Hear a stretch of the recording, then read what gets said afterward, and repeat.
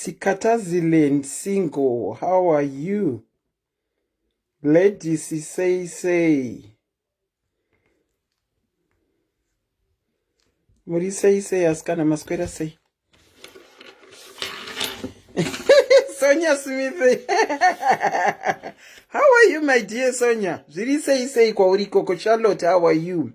Nuts Nana Marau Maera, hello Auntie Selina, hello Nuts Lizinde EP. Priska, how are you? Lorraine, how are you? Felicitas Chitando Ndeipi. Farisai, say, Maya Ndeipi. Long time. And Andiripo on him Sunday Nuts. I was there on Sunday. Anna Marau, how are you? Virginia, how are you? Ngamaka, how are you? Eni Ndeipi. Esther Million, how are you? Long time, Esther. The guy in the pin number 77. What am I doing? 48 330 801. Muri say Sampath, how are you? My B Maps, how are you? Tandi Wemushipe, Ndeipi. Margaret Zivengwe, how are you? Hey, long time Joshua Esther Million, long time Persons Chipo Mapanga, how are you? Ethel Mutambirwa Ndeipi, Lillian Duncan in Ndeipi. Ndiri right, Lillian, Ivan, Mary Masango, hello Auntie Selina, how are you? You are glowing, Auntie Selina, na my B Maps. Thank you, my B. Clarice Nyari Sweetly, Taderera Nyarai, uko Taderera, Zizini, Shalom, Judith Chiso, Amelia, how are you? Patience, Chipoma Panga Ndeipi, Gogowamishi, Murisei Gogowamishi, Epimwadzi Ndeipi, long time for sure. Loveness Mugonde, how are you? Ndeipi. Where are you? Takatowandisa Sterek. We might as well go into our program. Takatowandisa Rejoice Chiko Gurure, how are you? Barbara Kampulu. Auntie Barbara, hi, I was just speaking to you just now, Auntie Barbara. Ugogo Ndeipi. Primrose Mandevu Utle Ndeipi. Patience Chipoma Panga. Jules Ndeipi. Guys, let's go into our program. It's not about numbers, but it's about the message. Nothing much. Tangoti tingo sangana tikurukurane. Tikurukure. SIS MELLY is not all that well. Saka she needs some rest. Today is a Wednesday. She was the one that was supposed to be coming in. I got a bit of a free time. Sakandangote again pinte, because usually these days I'm coming in once a week, usually on a Sunday. You'll find it's this Sunday I won't even be able. Hi. I won't even probably be able to come in. It depends. Plak said this. How are you? Maria Piri in the EP. Guys. The name is Auntie Selina. I am your presenter and host tonight. Tonight is a Wednesday, the 2nd, I guess, of February in the year 2022. Maskwera sei kumativi mana ose enyika ndinodavira kuti maskwera makachengetwa nemusiki. Uye you had a very good day today. Takutomanyira towards the end of the week. 2022 is yet again irikungomanya. Maita zvabatika here in the past 2 months. Have you got anything to show zvawaita in the past 2 months? If you haven't got anything to show, unogona kungoita catch up. As I said, the name is Auntie Selina. I'm a host, your presenter tonight. Nasi tatitimbowonesana ne-hosting ne-Decor team. Muriko here ko-hosting ne-Decor team. Oh! Amai, ayo, tinoita kuonerera kana vanhu vachiita hosting and Decor team. I absolutely know nothing, so I am going to be your facilitator. I absolutely know nothing about hosting and decor team. But I've at one time been in the hosting and decor team. Munoziva dzekuchechi dzandiri kutaura idzi. Ndaingoteedzerawo zviri kuitwa zvandaona zvichiitwa until I reached a certain point where I started asking myself, zviri kumboitirwei? Yesterday, Nana Yoko, we had that discussion. Ingabo, how are you? We had that discussion. Yeah, hosting and yeah, Decor. And I posed the question to these ladies, wataingotaura tichingoonesa. And I said,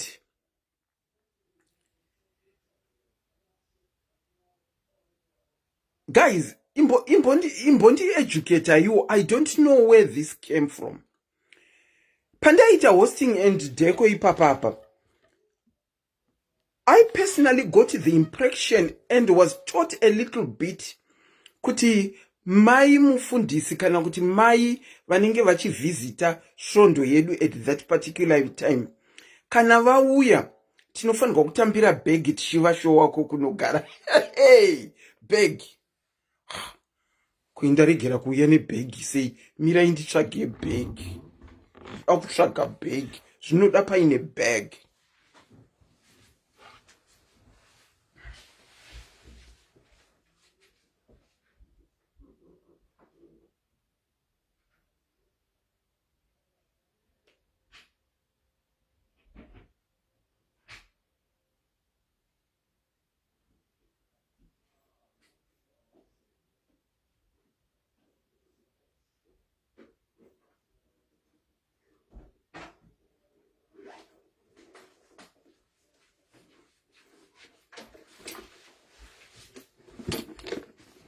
Okay, ndauya nebhegi rangu.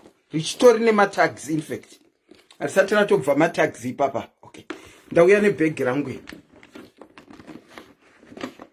Bag, yeah. I don't know how we pronounce it. Auntie Angie, Wendy, how are you in? Ndauya nebhegi rangu. Anditi, ndanzi kwanze kuri kundini maimfundisi. Kana kuti invited guest wokutaura whether kuri kumadzimai kana kusvondo ndanzi I've been invited to speak. Handiti ndaenda ndasvika. Isusu zvataita, rega nditaure zvataita isusu. Farai, how are you? Tainzi kana guest auya munenge muchimaira muri kudhuze nekudhoo kuya.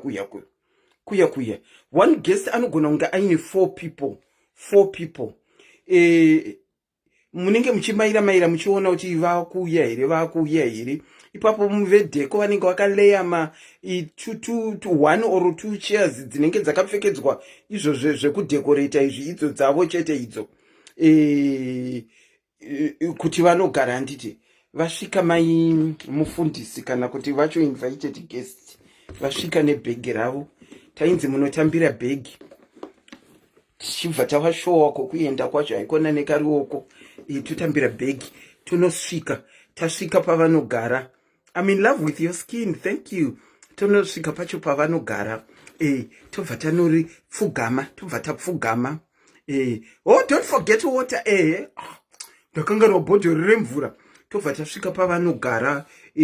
Tonoisa bhegi ravo pasi. Takapfugama ipapo ka. Handiti toshowa mama pekugara. Takapfugama. Ipapo tinenge tine vanenge vaine katebhuru kari pamberi pavo kanenge kaine tumvura, tumaminzi, tumaspray twemukanwa muya, face towel, pocket kematishu. Do you know what I'm talking about, guys? Do you know what I'm talking about? Anditi. Kana vakubuda vako netumaminzi, kana vakusumuka vakuenda kutoilet. Mosumuka muri 2 kana 3 kana 4 vari kuhosta mama, mosumuka movarakidza kutoireti, monomiririra pamadhoo epatoireti kuti mama vaite basa ravo ravanopedza vanhingirikire. Vapedza makangomira padhoo repatoireti ipapo, apa service is going on, makamirira mama kuti vabude munhingirikini mutoilet. Probably vanenge vari assigned. Oneka scarf. You are reminding me. nekaskafu. Probably one toilet has been assigned for your guests. Anditi, muri 4 ipapa, one achadzokera na mama, kupi? Kuti anovarakidza bheki pekugara uchibva wafugama uchivarakidza futi asi vari kubva kutoilet uchibva warakidza pekugara ipapo. Vamwe 3 vachasara vachipukuta pai mutoilet yapindwa nani namama, kuitira kuti ivo kana vakuda kudzokera mama kana kuti dedi mama or dedi vanoona makadii makachena, mapukuta chemba iya nemira maripukuta nekuti vageza maoko, probably vasiplasha mvura pamira ka masprayer. Usually kana muchihosta mama munogariswa kumashure kwavo uko, anditi munogariswa kumashure kwavo uko. Vakangomeka move newe uri kutomeka move kuti uone kuti vakagara zvakanaka here, paine problem. Can you relate to what I'm talking about, guys? Can you relate to what I'm talking about? Let me see your thumbs up if you can relate, those that have been in the hosting team. Kana vapedza service yavo, mari dzavo dzekokokora dzinenge dzaningirikirwa dzaiswa muenvelope, ndimi hosting team munozopiwa mozovasvitsa. Kana vakubuda vakuenda, haikona munotakura bhegi ravo futi kusvikira masvika kumotikari kwavo, moramba makamira ipapo kusvikira vasumuka vaenda. Can you relate to what I'm talking about? Someone is saying they grew up in that environment. Nasi tachimbotaura hosting team iyoyo, ne hosting and decor, because inenge iri under hosting and decor team. Ndo pamunozviiswa ipapa. You will be taking care of the mindfundisi, the people that are coming to preach to you. Guys, as I go on talking, feel free to call on the number that is pinned below if you can relate to what I am talking about. Saka ndakambozviita inini ndinoita chinhu, and then when I come to my senses and I start questioning why am I doing it, and I don't get an answer, I immediately stop. That is why I do it. Kune chinhu chinonzi etiquette or etiquette, I don't know however you pronounce it. That hosting falls under that. Do you know what etiquette is? And zvandataura izvi, is that the proper way of hosting someone, of holding their handbag?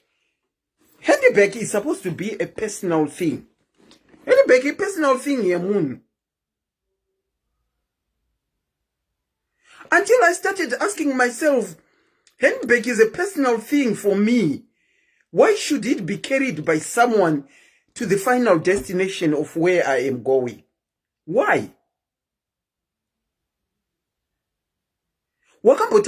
Pachida wakambotambirirwa bhegi rako waenda kunohosta, waenda kunoita guest somewhere. Zvakambobva nekupi? Uye is it the right thing to be doing? Yekutambira bhegi remunhu. Munotambirwa handbag here. Really suitcase, it's understandable. Really suitcase, it's understandable. Handbag yemunhu munotambira here. Ngationesani. Vari hosting team. How do you do it kwenyu munohosta sei? Munotakura mabhegi.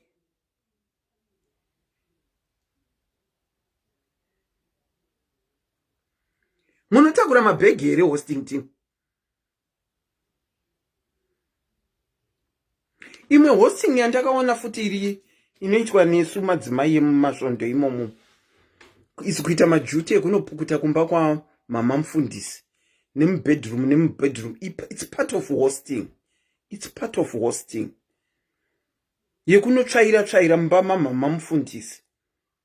To the extent yekunotsvaira bedroom, kuita thorough cleaning bedroom mama. And because mama vari busy, vanenge vachifambira masangano akawanda stereki kana kuona vanhu vakawanda, therefore she hasn't got the time to be doing that. Makambozviitawo munozviona sei nai madzimai? Ngatikurukure ikasikana ndisataure ndega. Munozviona sei hosting iyoyi? Hosting iyoyi yakauya nenhingirikiri ne prosperity gospel parakauya.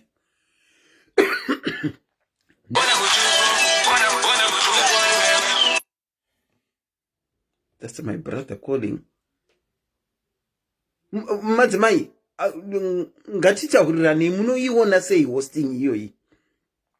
Asi muri kunyara, ini ndati ndakaita handinyare kutaura. Inini chandakaita handinyare kutaura madzimai. Kune vane ruzivo nezveetiquette here nezvehosting. Is that the way that it's supposed to be done? Pataidiscussa nezuro this topic, vamwe vakati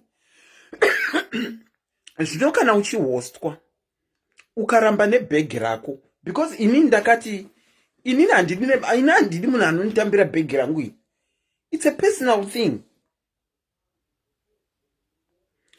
Hanzi unomakisa zotwa, you will have to call the number that is pinned below. Once I add you volume inoenda. Hanzi zvinomakisa zvekuti vatendi vanozoti munodada mukaramba kutambirwa handbag renyu. Ana makonya vehosting vekumadzichechi ndimuri kudzidzisa vanhu kutambira mahandbag. Tioneseiwo chida pamwe tisi takatodhanganyika musoro tisingadi kutambirirwa mahandbag.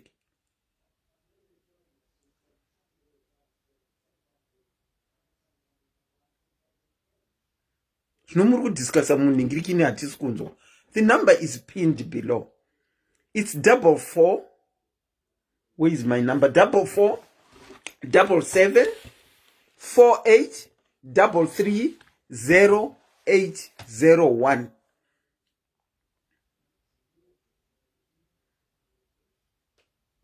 That is the number that you can call. Wakambonotsvairawo kumba kwana mai mufundisi. Wakambonotsvairawo kumba kwana mai mufundisi as part of my duty yekutsvaira kumba kwana mai mufundisi. Manje chinondisekesa ka. Thank you Zodwa, thank you. Chinondisekesa pakutsvaira ka. Vamwe mudzimba mavo chaiwo ari kubuda achimhanya kunotsvaira kumba kwamai mufundisi. Make mumba muri upside down inside out. Hanzi naPaula achimbuka ndati Huyai isi mazuva yoja. Huyai, taurai. I'm waiting for your calls so that we can discuss. Tarisa munhu ari kubuda mumba make achimhanya kunoti isusu tisiri paduty, tisiri paroster rekunotsvaira kumba kwamai mufundisi. Make haana kana kutotsvaira. Kwake kumba kana mubhedha haana kusiya anhingirikira. Awaridza mubhedha. Asi ari kumhanya kuroster rekwamai mufundisi. Rekunoonhingirikira. Ndinokuchingamidzai pachirongwa SIS MELLY's Diaries, hosting and decor. Makadini? Rivo makadi tete. Hey!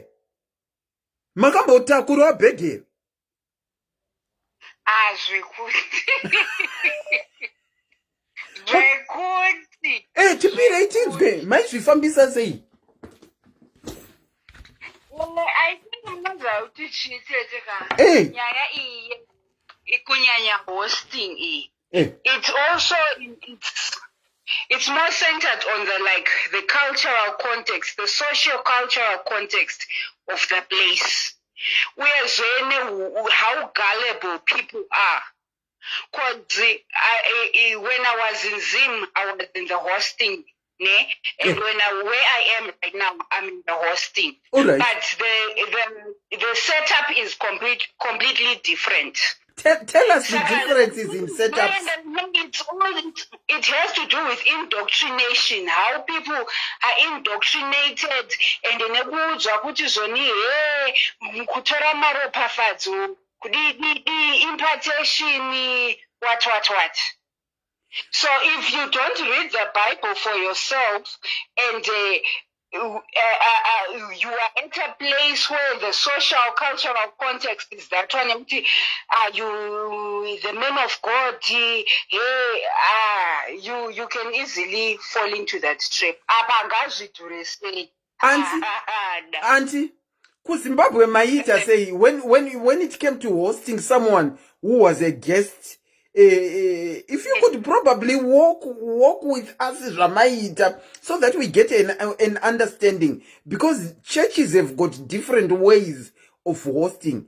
Ini ndataura kwangu kwandaipinda zvataita imi Maita say. Okay, kuzimkwati zvataita mvura ya mfundisi kana ya mai mfundisi inofanira kuva ne lemon, a bit of lemon. Okay. Kuitira voice ravo. Sometimes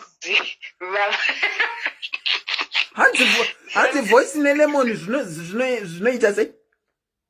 Yeah, to clear the throat, because sometimes I think, kuti vanenge vaparidza stereki, sometimes voice rinenge richida lemon water like.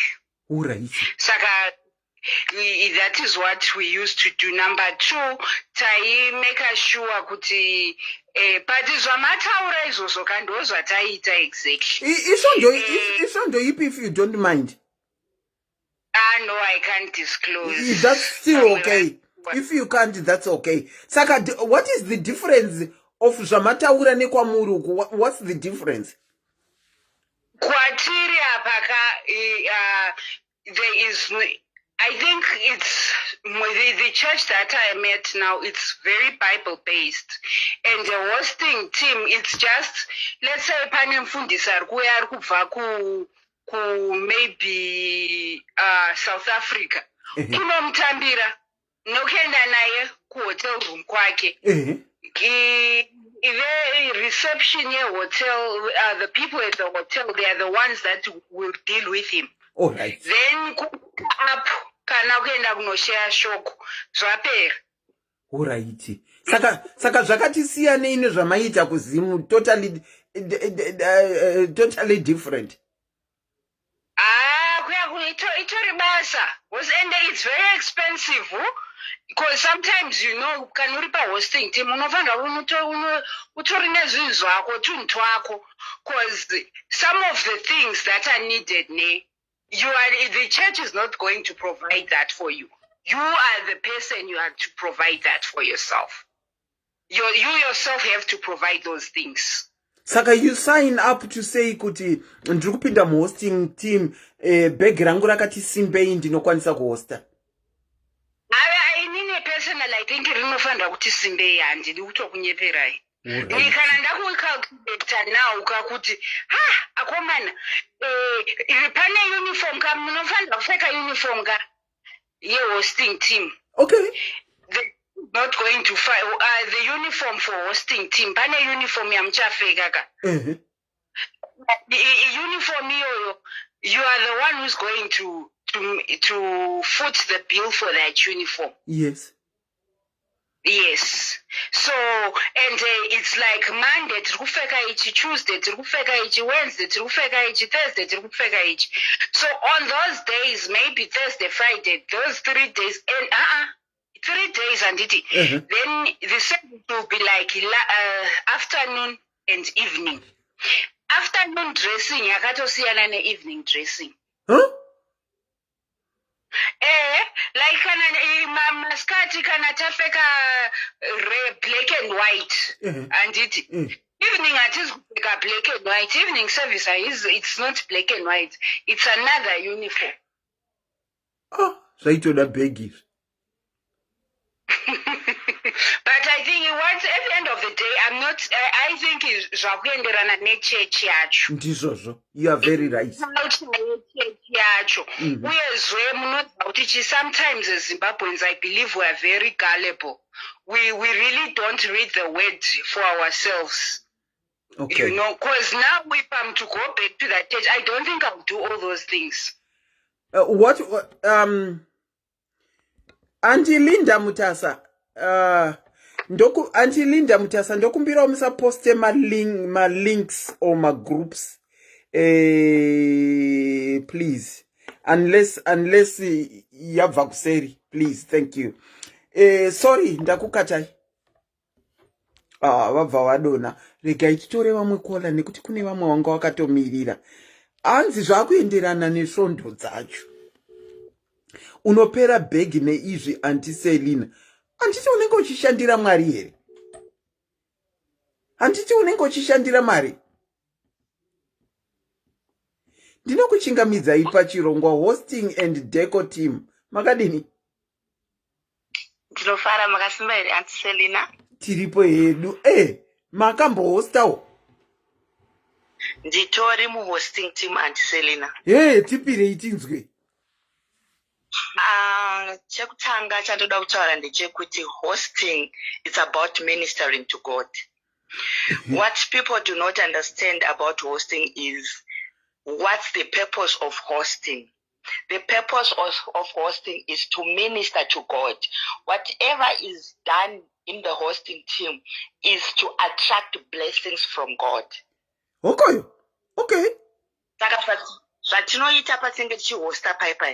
If you want to read the Bible, we hear Abraham akagara for a long time asina mwana na Sarah, but we hear that Abraham pane paakasvika panguva yaakadedza varume vaipfuura nemugwagwa akavatora akavapinza mumusha make akaenda akanouraya hondowe yaive yakakora kwazvo akavapa. That was hosting. That was ministering to God. He was attracting God's blessings. After that, what happened to Abraham and Sarah? God spoke to them, and Sarah akabva aprofitwa akauzwa kunzi gore rinouya nguva ino uchave nemwana mukomana, and for truth Sarah akave nemwana mukomana Isaac. It came from ministering.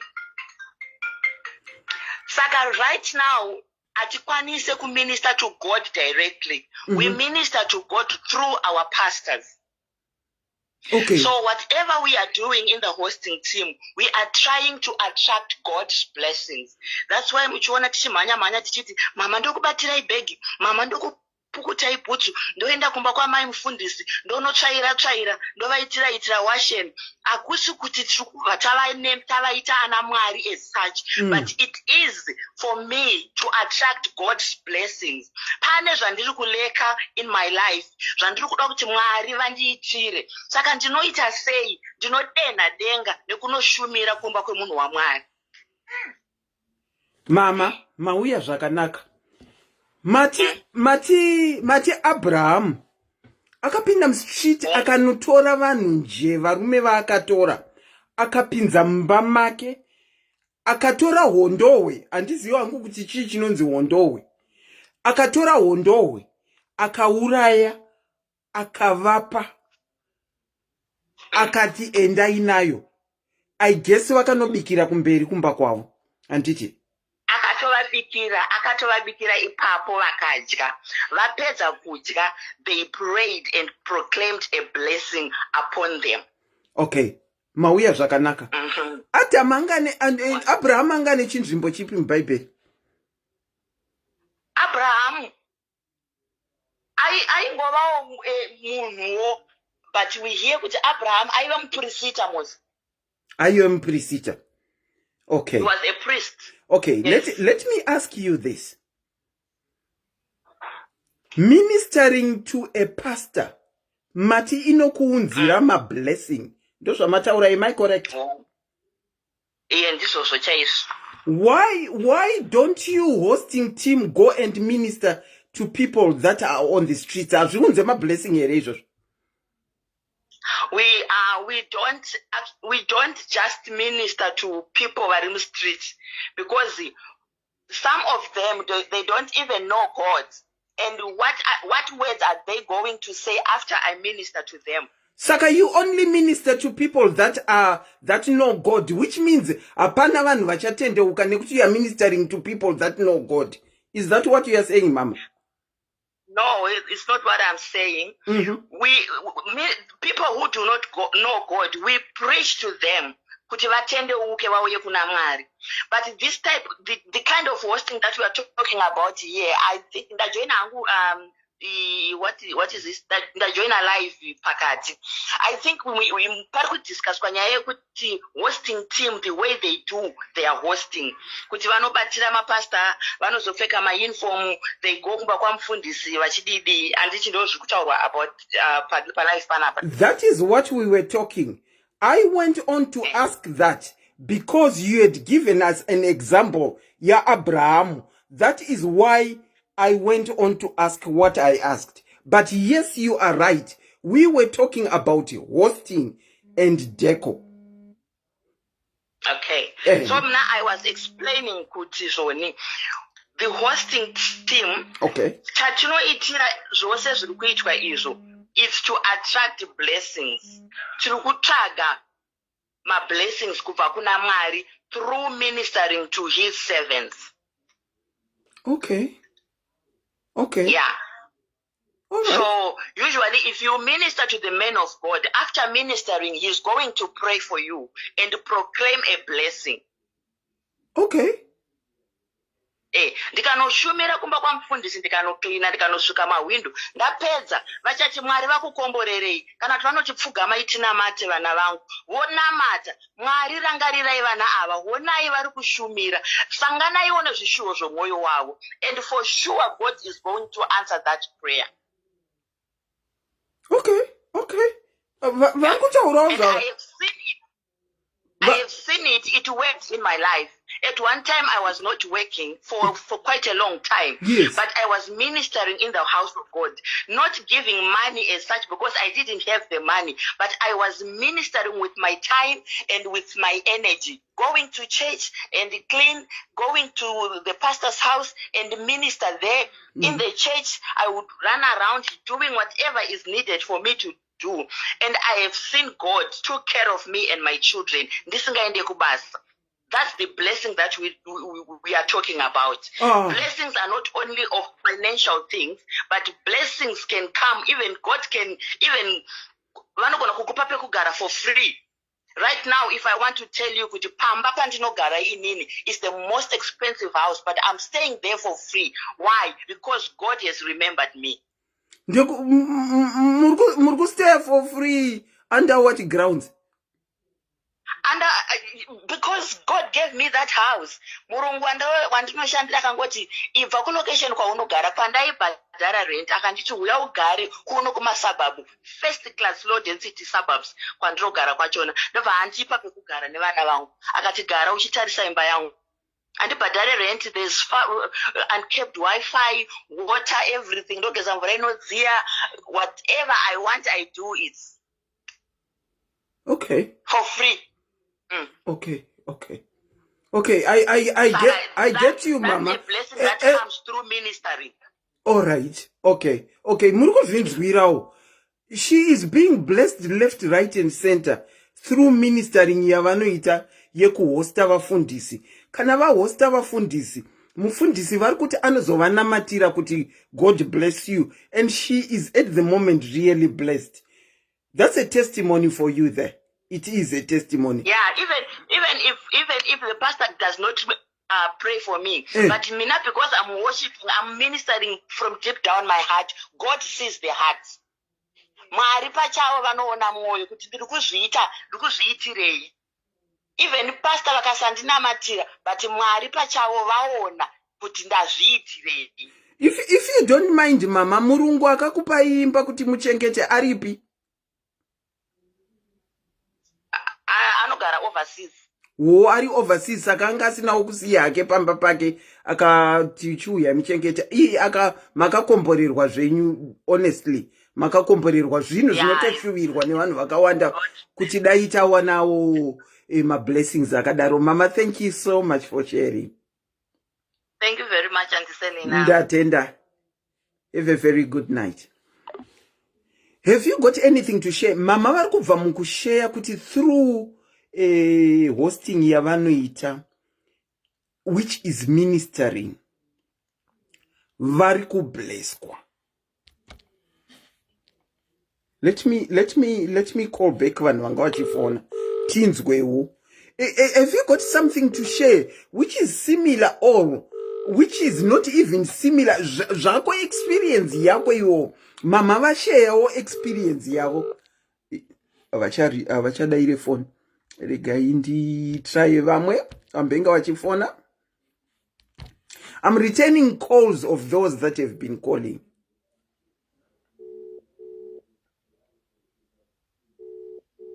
Muri kubless ko here asikana ne-hosting. Ndinokuchingamidzai pachirongwa sisi Wednesday. Hosting ne-Decor team. Fair. SIS MELLY. For me, it didn't work. It didn't work. How come? No. For the why? I felt like I was. Because inini kanda nchishanda mu chechi imomo. And ndichishanda ndiri secretary and kana mama mfundisi auya anouya nevana unofanira kutora vana unofanira kubatsira nevana akapedza sometimes unounzwa kuti chiunza tishu yangu mubhegi ari patoilet handiti kola maishanda musvondo muri secretary which is ministering to the Lord. Yes. Saka vana vainzi chengeta vana ndevavo. Ndevavo. Maiwo musikana wabasa here ainzi chengeta vana. Ndiyo problem ndanchina inini ka dewe ngonge kune zvinhu zvandichizviona kuti izvazvishande izvazviite ukaramba ka ndabva ndavengiwa nekuti ndaramba kuti aiwa kuramba but zviya zvawo kuti hazviite izvo kuti ndiite maona zvimwe zvinhu unoona SIS MELLY kuti apa ka haisi basa handisi kuita nemwoyo wangu nhasi ndiri kushandiswa handisi kushanda homuru pane pamwe maifila kuti ndiri kushandiswa.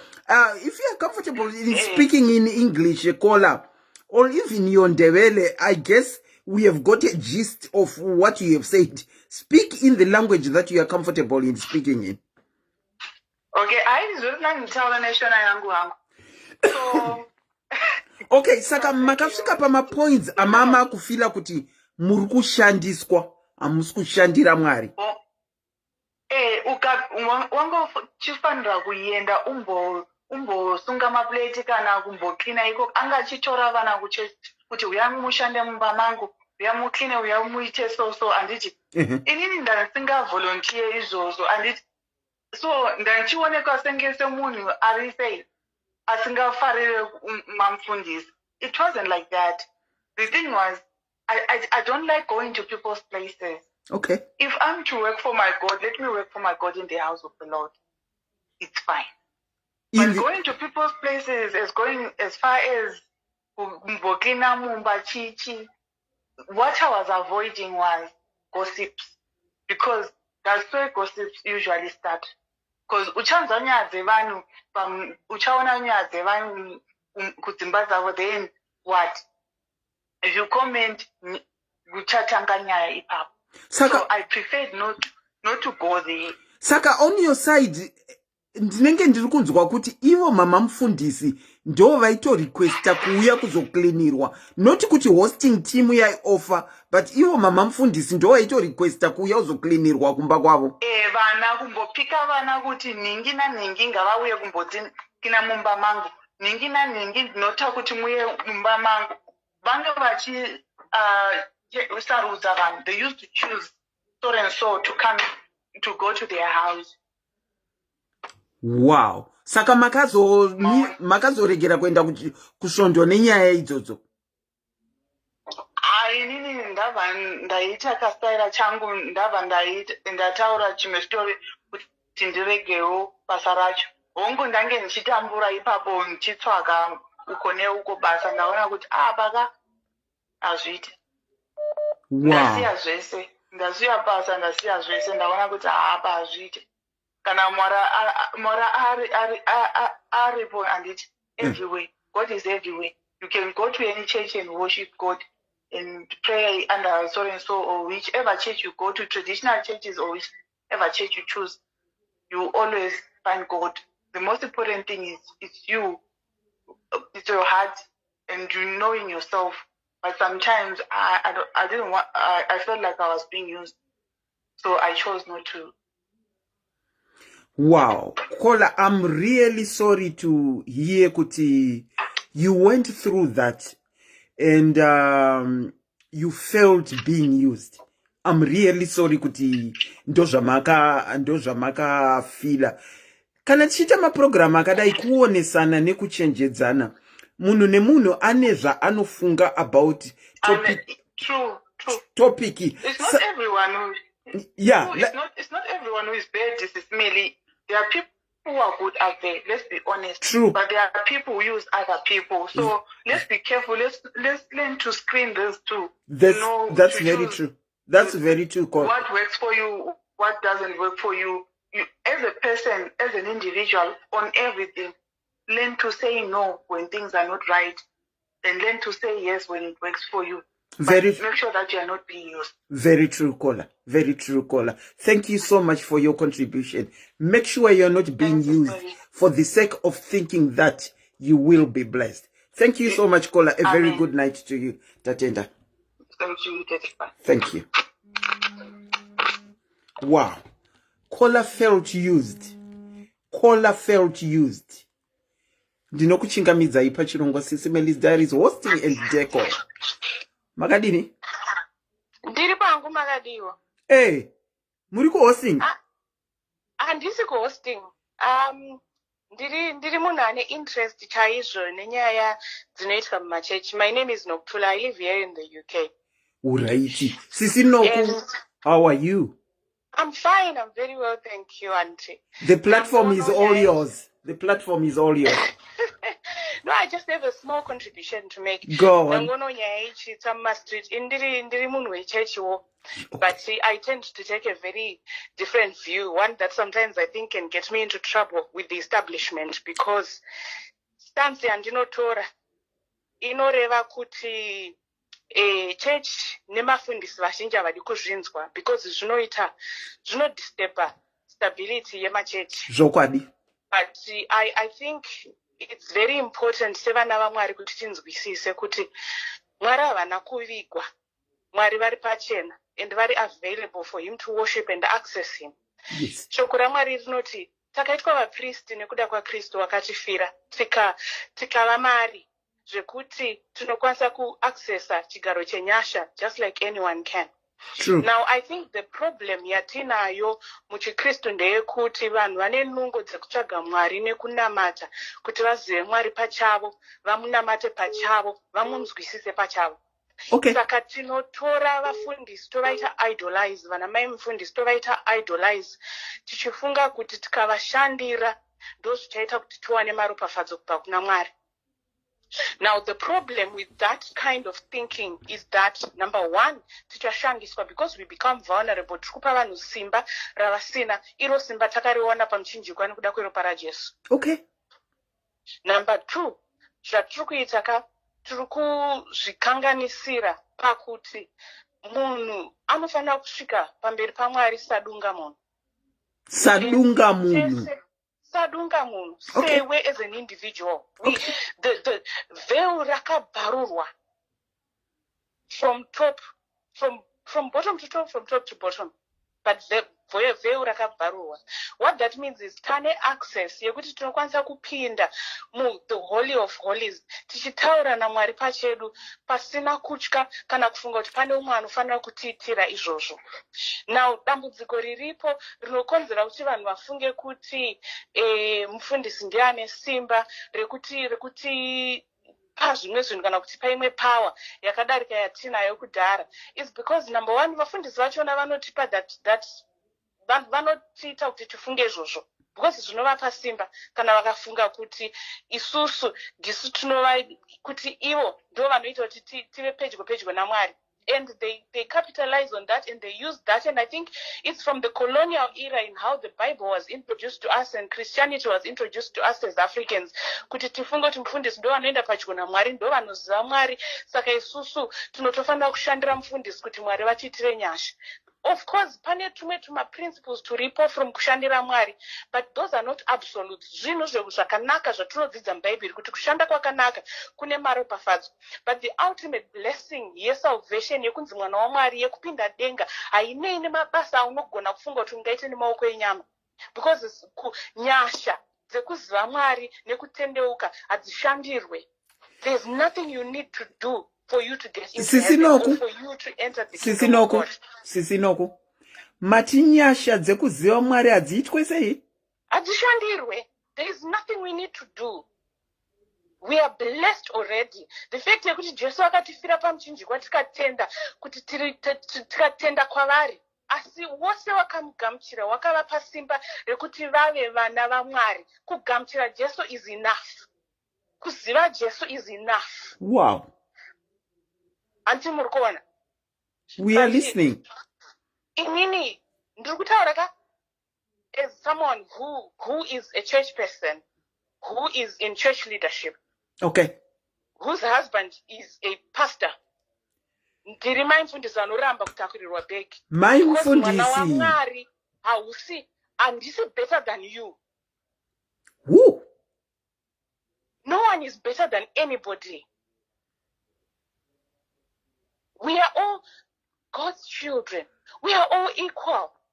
The difference between inini na pastor na evangelist nani is because pane vamwe vanhu vanodaidzwa kuti vanofila pushed, vanofila compelled to serve God in a certain ministry. Umwe muimbi, umwe ndiasha, umwe ndiani. Jesu at the last supper akaita se anogara pado achiona Judas achipinda, achiona vanhu vese vachipinda, achiziva kuti Judas ane mari muhomwe make yaakapiwa kuti amutengesa.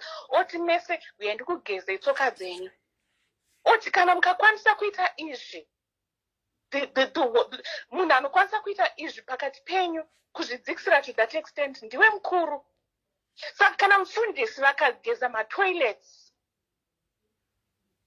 kana mufundisi vakarongedza macheya, hazvivabvise kuva mufundisi. Zvinotirakidza kuti kuseva kuita sei. Ende munhu iye anonzi naJesu ndiye mukuru pakati penyu. Wow. So I don't get all this hosting. I'm sorry, but if anyone should host people, it should be my mfundisi. My mfundisi. Mama mfundisi, mirai mama mfundisi, ngatifambirane pa same level. You are saying as my mfundisi. You are my mfundisi. So you are saying you are the one who should be hosting people, not the other way around. Is that what you are saying? Belief. That is my belief. I know it's wrong. I know I'll be stoned. I know I'll get text messages and phone calls after this, but that's my belief. And it's even worse for me. I don't believe in the title my mfundisi because I don't believe Kuti there should be anything like that. Just like akuna my bus driver, akuna my pilot, akuna my people are people. And I think all these titles that we create, all these things that we are doing have got nothing to do with the kingdom of God. And it's sad because pane two roles, pana abuse and the abused. The abused enjoys kupa power kune munhu anoma abuser because it makes life easier for them. It means they don't have to seek God for themselves. They don't have to read the Bible and understand it for themselves. They can blame the pastor for everything. But it also means the pastor can accrue the power and demand the money and everything else because yeah, mama. Mati, the abused enjoys to give power to the abuser. Therefore, the abuser anto advance abuse dzake dzaanoita kune the abused. That's my view. Wow. And that's my take on the subject. People can take it or leave it, but that's what I believe. Mama, mati hakuna my bus driver hakuna nchi ndaungokuti mama andichati mama mfundisi. Mama, amuvume kuchakurirwa begi.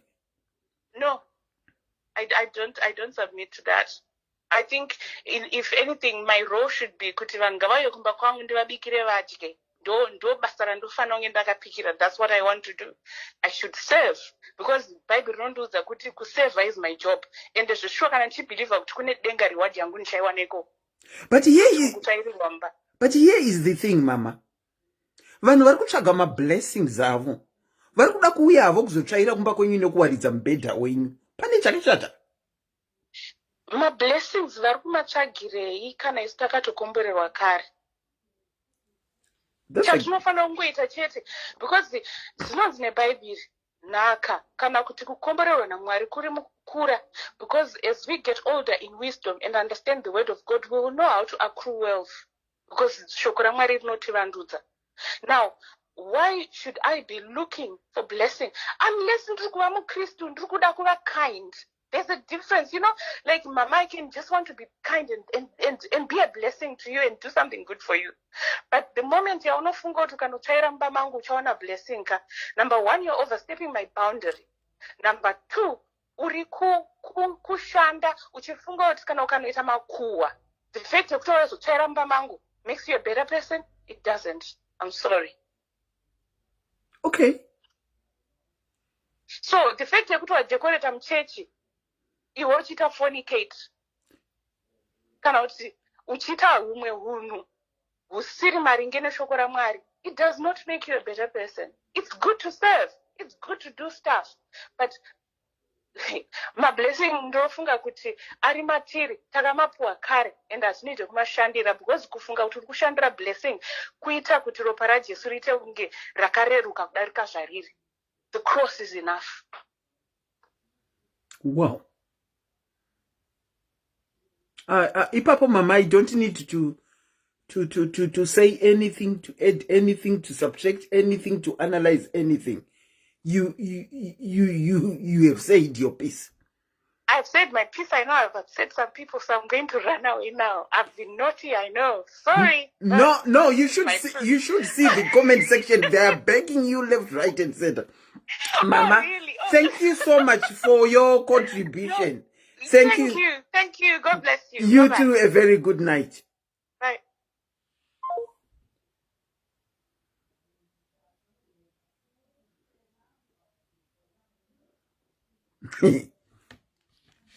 You can still bring in your contribution.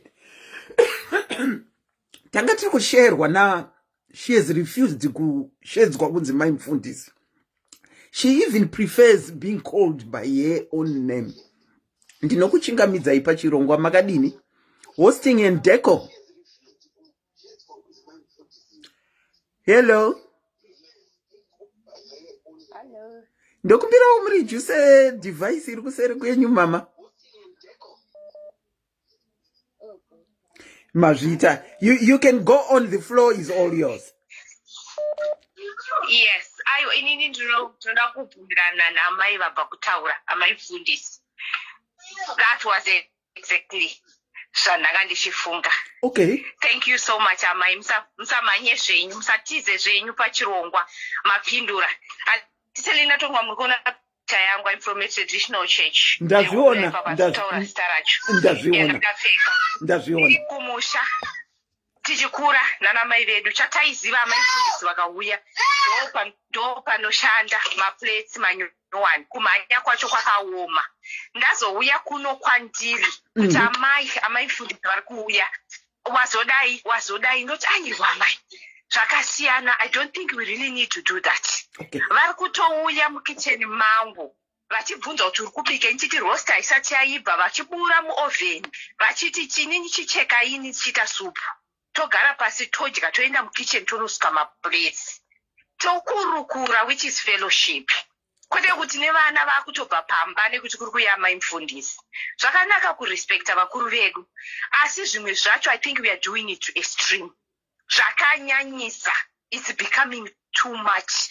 Zvakubva paumwari, zvakuita kunge zvane kunamata vakuru vemachechi vedu. We need to respect them for some extent, but we still need to have this gap yekuziva kuti tese ivo neni tinonamata kuna Mwari. Zviriko, and sometimes ukaona maitirwa zvinoitwa akanyanya, and I just thank God kuti kuno kwandiri I have seen a level.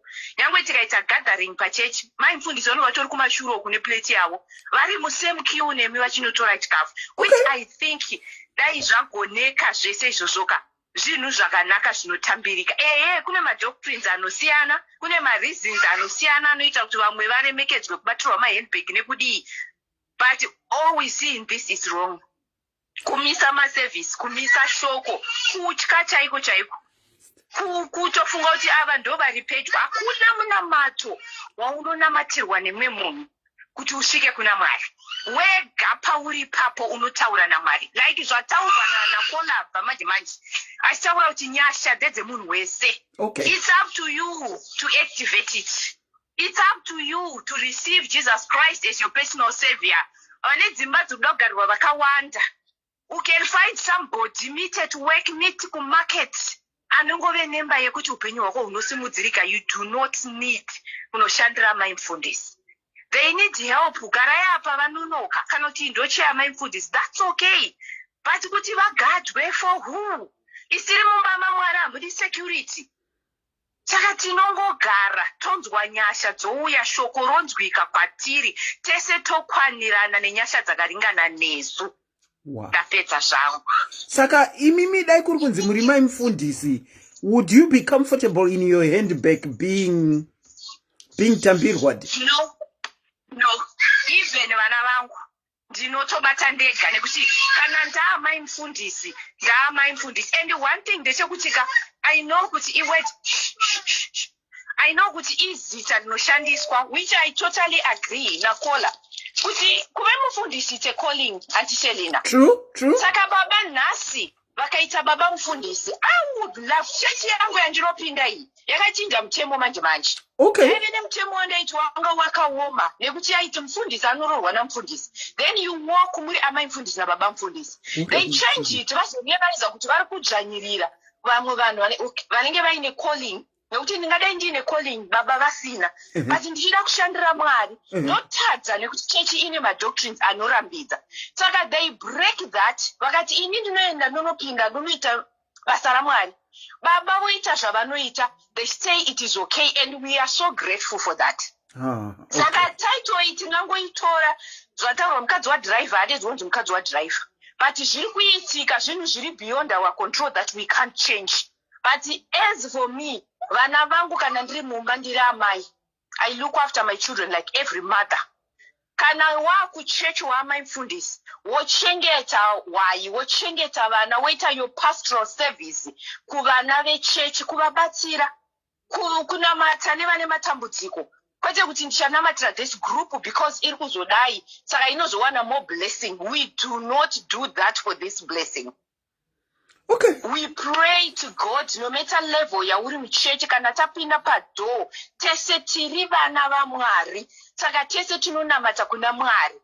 Tobatirwa tese. Amai mufundisi can be there as a mentor. Amai mufundisi can be there to help us. Zvimwe zvinorema zvokuti vana vesangano they can't pray by themselves. Vanozoenda kuna amai mufundisi kana kuna baba mufundisi kana they just want to pray with them in privacy. It's more about guiding vana Mwari uripo as a leader, like everything to work. It just have to have a leader and some plans and everything to go. That's what I think is the role ya my mfundisi. Kwete kubatirwa background, kwete kuchairwa mbamangu, kwete kurererwa vana vangu. No. Kana kutengerwa magrocery chayo. No, because there are several professions and we make a decision. Kuti inina ndikuda kuita nurse, ndoda kushandira Mwari, ndigo chengeta vana vaMwari ndigovabatsira. That's what I have decided. Saka kana uri mwana waMwari uri mudyi wenhaka, you will not suffer, you will not lack. Ndozvatinoproclaima kana tichinamata. Saka kana ndauda kuzopuwa magrocery nevana vesangano kuti ndirarame, ndiri kunamata Mwari upi? Kana ndauda kutsvairirwa mumba, ndiri kuenda kuchimba chemadzimai chipi? You know pamagrocery apa, what I think about pamagrocery is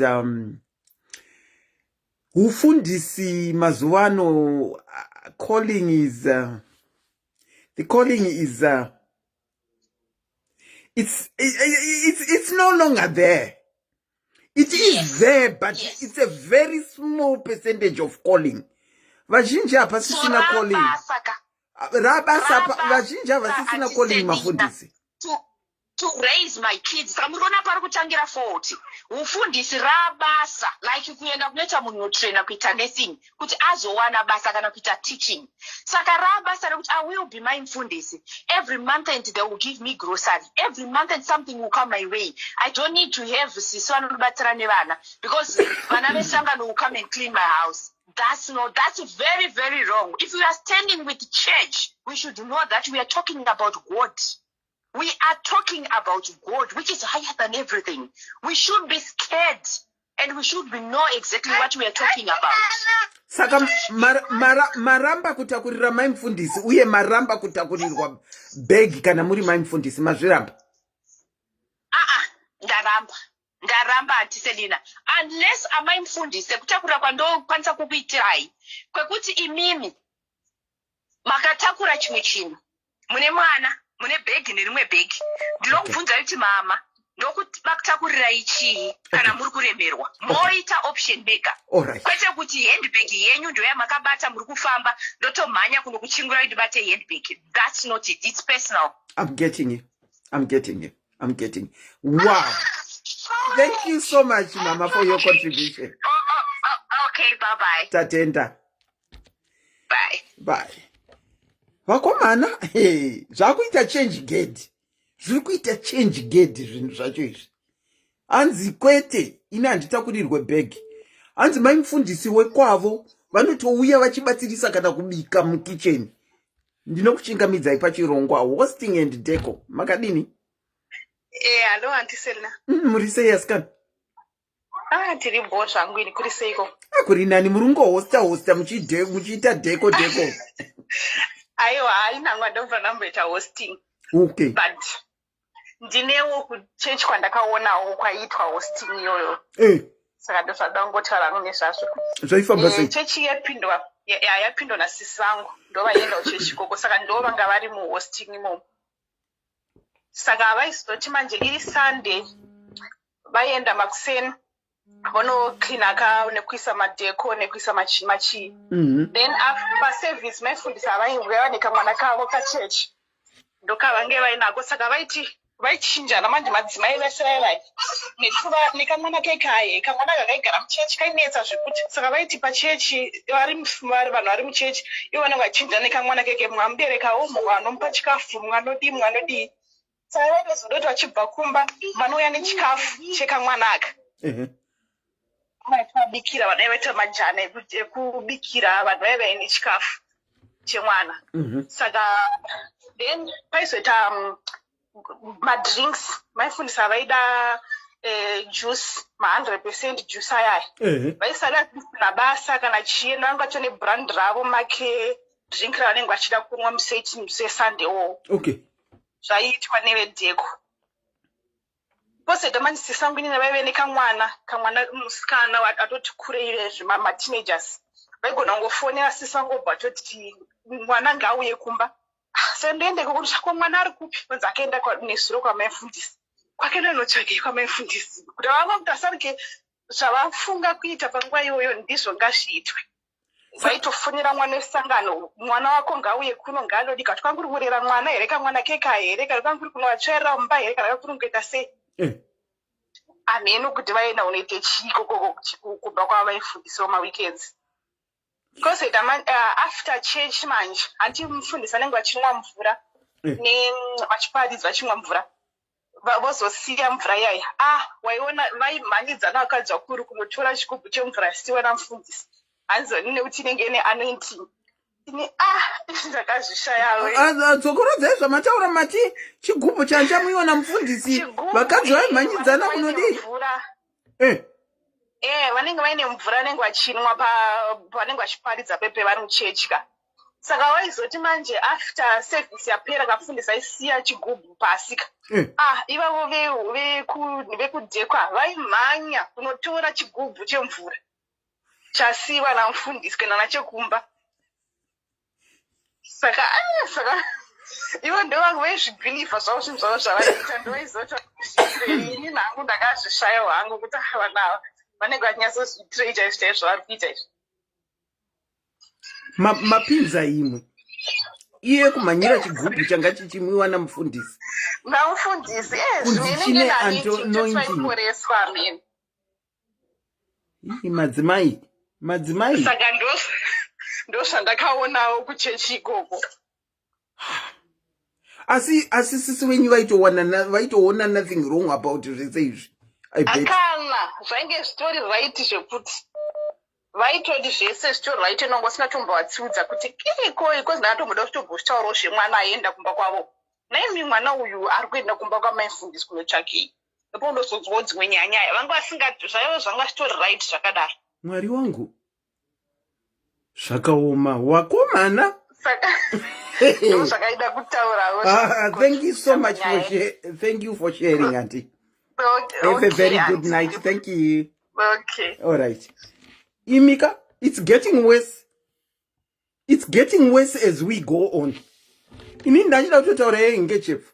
Kumanyira handkerchief kutiswa na past. Handkerchief. Ndinokuchingamidzai pachirongwa hosting and deco. SIS MELLY. Tiri right. Muri sei? Hello. Uli sei? Ini ndopinda mainline church. Mainline. But my church akudara yai. Saka yainotika ndeyekuti vafundisi after 5 years. Saka takazoita reverend akauya nemukadzi wake. Ndobva ndira kuintroduce zvehospitality and decoration what kudidiwe. Tikaisefungoti kochechi kando inotenga majuice nemvura nemafruits nekabhasiketi kai. Vanhu vamhanya tamanya. Basket. Ndakanganwa kabhasiketi kahamba kamama. Ndakakanganwa. Saka munotonotenga every week. Maitonotenga kabhasiketi nemafruit. Saka ndobva tadaro pekutanga zvembe. Kuti zvinenge zvinakidza ka. Ndobva tadzopedzera zvakurema because vanhu vakazenga vakudropa tasara unonga kunoti per week pamwe ndikubuda 5 years. Every week apo ndichada offering ndichada type ndichaita sei. Ndobva zvatanga kunetsa. Nyaya yekubatirwa mahandbag iyo ishikanzi tinenge tichifanira kutobata mahandbag. Muenzi akauya motomhanya panze munomira kunga ndipresident. Momira vamoku. Iye muenzi opinda nepakati kudai. Pakazoita gore rekuti Hello? Ari kureconnect. Kwavo ava vaiti hanzi vamwe vanomira uku. Muenzi opinda nepakati achienda kunogara kucheya yake yeuenzi. Ndo zvavaita. It's reconnecting. I think I'll get back to her. Let me call another number. Vakomana. Zviri kuwedzera. Ndandakanganwa kuti kwaitwa kabhasiketi kehamba. Ndinokuchingamidzai pachirongwa hosting nedeco. mazara sei handisenina. Taswera kuti maswerawo asikana.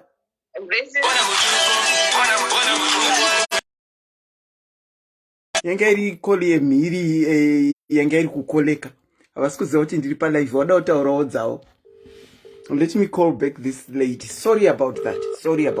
Vanga varambawo kunokola saka I thought I would tell her kuti ndiri palive. I'll talk to her after.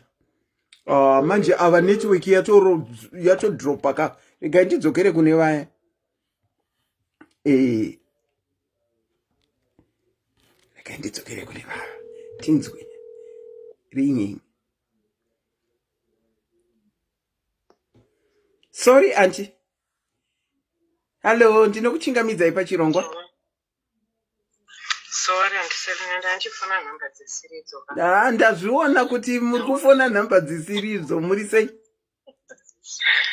Mushe. Ndangoti ndicontributewo.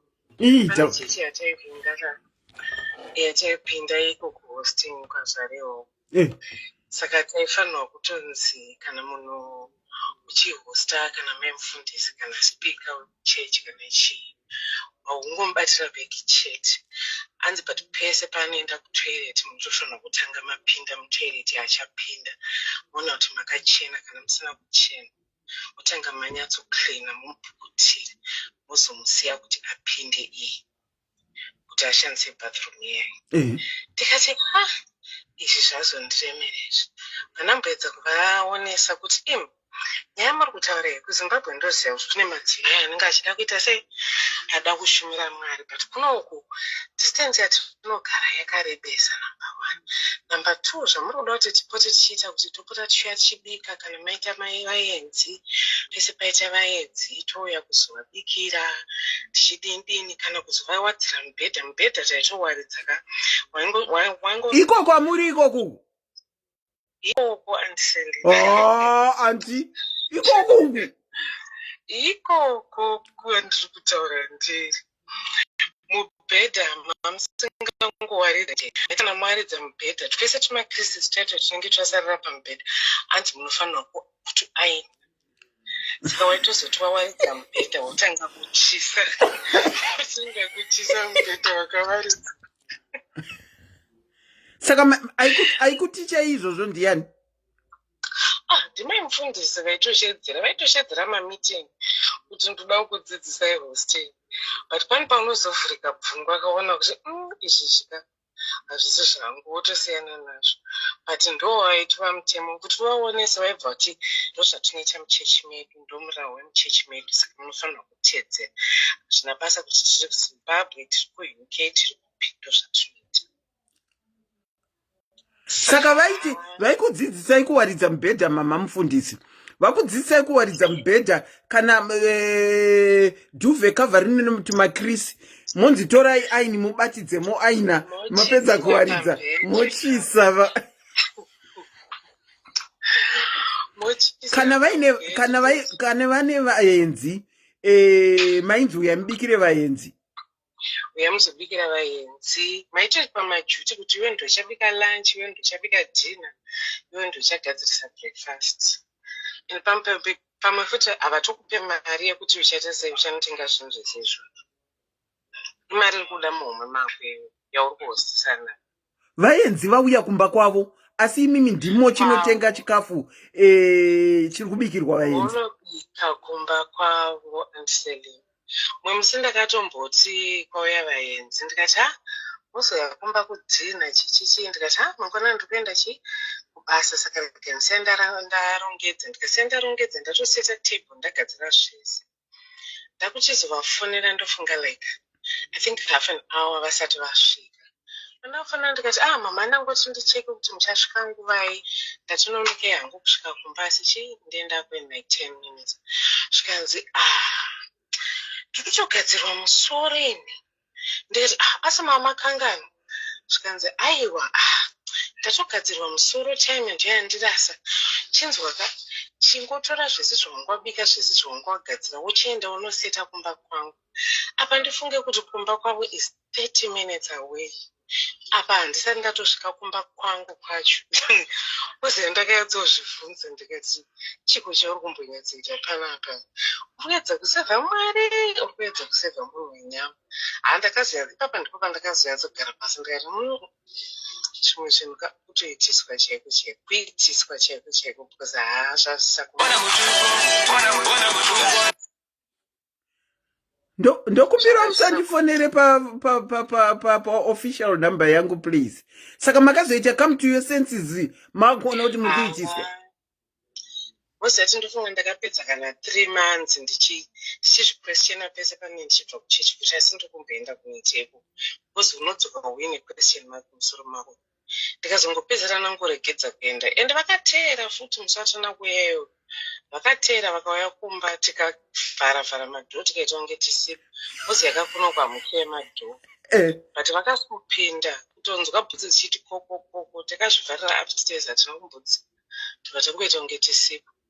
Vana vakagutaura vari panze ndikati musatomboita noise kana kuti bufu. Vakazofunga kuya upstairs ndopachazosangana kuti mukutsvakei.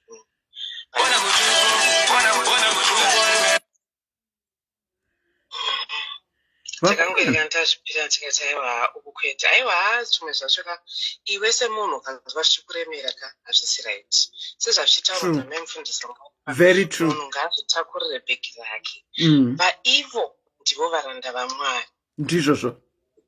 Ivo ndo mashepherds and vanenge vachitina waita Mwari. Saka ivo ndo vari kufanirwa kusevha, and I totally get what she said. kuti ivo ndo varungu vari kufanirwa vachisevha vanhu but izvi zvokuzoitisana because uri kuremedza munhu ari kutoremerwawo nakudhara saka hazvizomeka sense kuti aite basa ramwari rachona akasununguka kana ari kupa maresponsibilities ese. Now that you have said even ndo vafudzi, it looks like it's now changing roles whereby even ndo vafudzi vari kufudza hwai dzida kufudzwa, but it looks like hwai dzacho dziri kuda kufudzwa ndidzo dzakufudza mufundisi. Ndiwo dzakufudza mufundisi inai kudwrite book leti ndikava Professor Chataika mati kwenye hazviko. Ndiri kuona umwe ari kuti kwedu hazviko. Dai tangowanirwa nyasha wedu we. Ndomurawo wecheche ndo zvatinoita izvozvo. Wow, ava mai mufundisi wenyu vari kumberi waiko ainisai dziveka vamawaridza.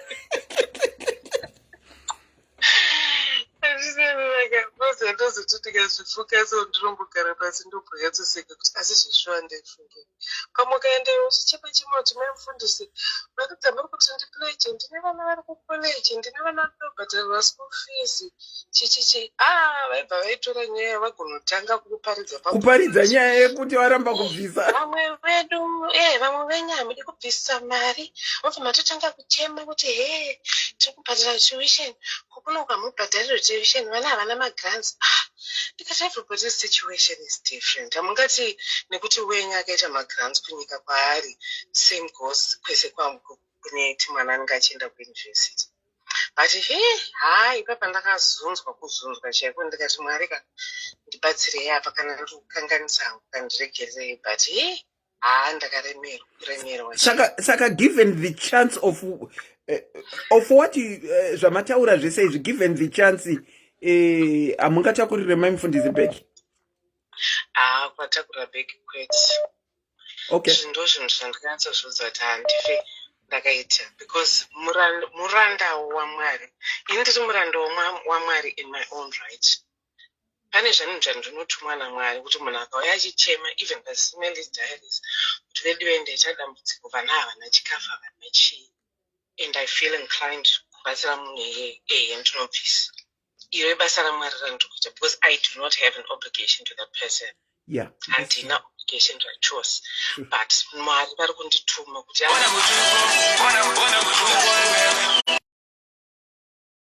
fonere ndiri palive wedu we. Aiwa ndiri kutaurira vari kutopana ari kutofona izvozvizvi. Thank you so much auntie for sharing. Yenye kuzowanda mai mufundisi ku-upstairs iyo. Unenge wasvika kumagumo ukaona wakuita izvozvo? chaiko kwekuti wega unenge wakuzvifudza kuti chandokuramba. Ndokumbirawo musandifonere ndiri palive vanhu vaMwari. Ndokumbirisawo. Ndinokuchingamidzai pachirongwa SIS MELLY's diary. Vanhu vari kundifonera ndiri palive wedu we. You can go on caller. Thank you for holding on. Ini ndakasanga nokukumbidza kukudzai background yekwandakakurira kuchechi nekwandakazoguma ndari. Kwamakakurira kuchechi, okay. Kuchechi ndakakurira ndiri kuRoma handiti. Roma kanga nguva ino yatakupinda yelens handisika ndo time yataiunganidza because ndambonzwa vamwe anti vanga vachitaura zvemablessings handiti kana. Tichikura kubva tiri kuSunday school ndonguva yakaita kuunganidza ingave mari every Sunday tichikolekta mari tichikolekta zvinhu chikafu hembe zvichidhipenda necharity yatinga tadecida semayouth kuti ndoyo kwatichaswera kana green Easter yapera ndokwatichanoswera tine vana kana tizvo kuprison kana kuri kui any charity yatinga tadecida kuenda handiti. Then ndokukura kwatikaudzwa kuti izvo ndo zvamunofanira kuti muchiita kubatsira vanotambura. Okay. Ende futi kukura kwangu kwese handina kumboti ndingati ndaitambura ene mablessings ndaitomaona because even pandakauya munyika ino yandiri kugara right now zvinhu zvakaoma ndakachengetwa neCatholic Church. Okay. Kubva paaccommodation chikafu hembe everything ndaichengetwa nechurch. All right. And at the same time ndichengetwa neCatholic church ndakazoenda kune imwe Pentecostal church yanga ndakuendawo nekuti Catholic church kwachona kwavaindichengetera mucommunity mana ndiriwo handisvika. Church yanga iri kure nekwandaigara ndandaguma ndakuenda nevamwe vanga vari padhuze kune imwe Pentecostal church yanga iri padhuze handiti. Nekuti ndanga ndisingasenze the time ndanga ndisina kana sendi randandinaro bhazi tiketi rebhazi ndaitengerwa remwedzi wese nechechi handiti. Okay. Church saka ndaikwanisa kukwira bhazi kutenderera kuenda kwese kwandoenda because bus pass rainditenderedza everywhere kwandaienda mazonzi achona andaienda handiti. Okay.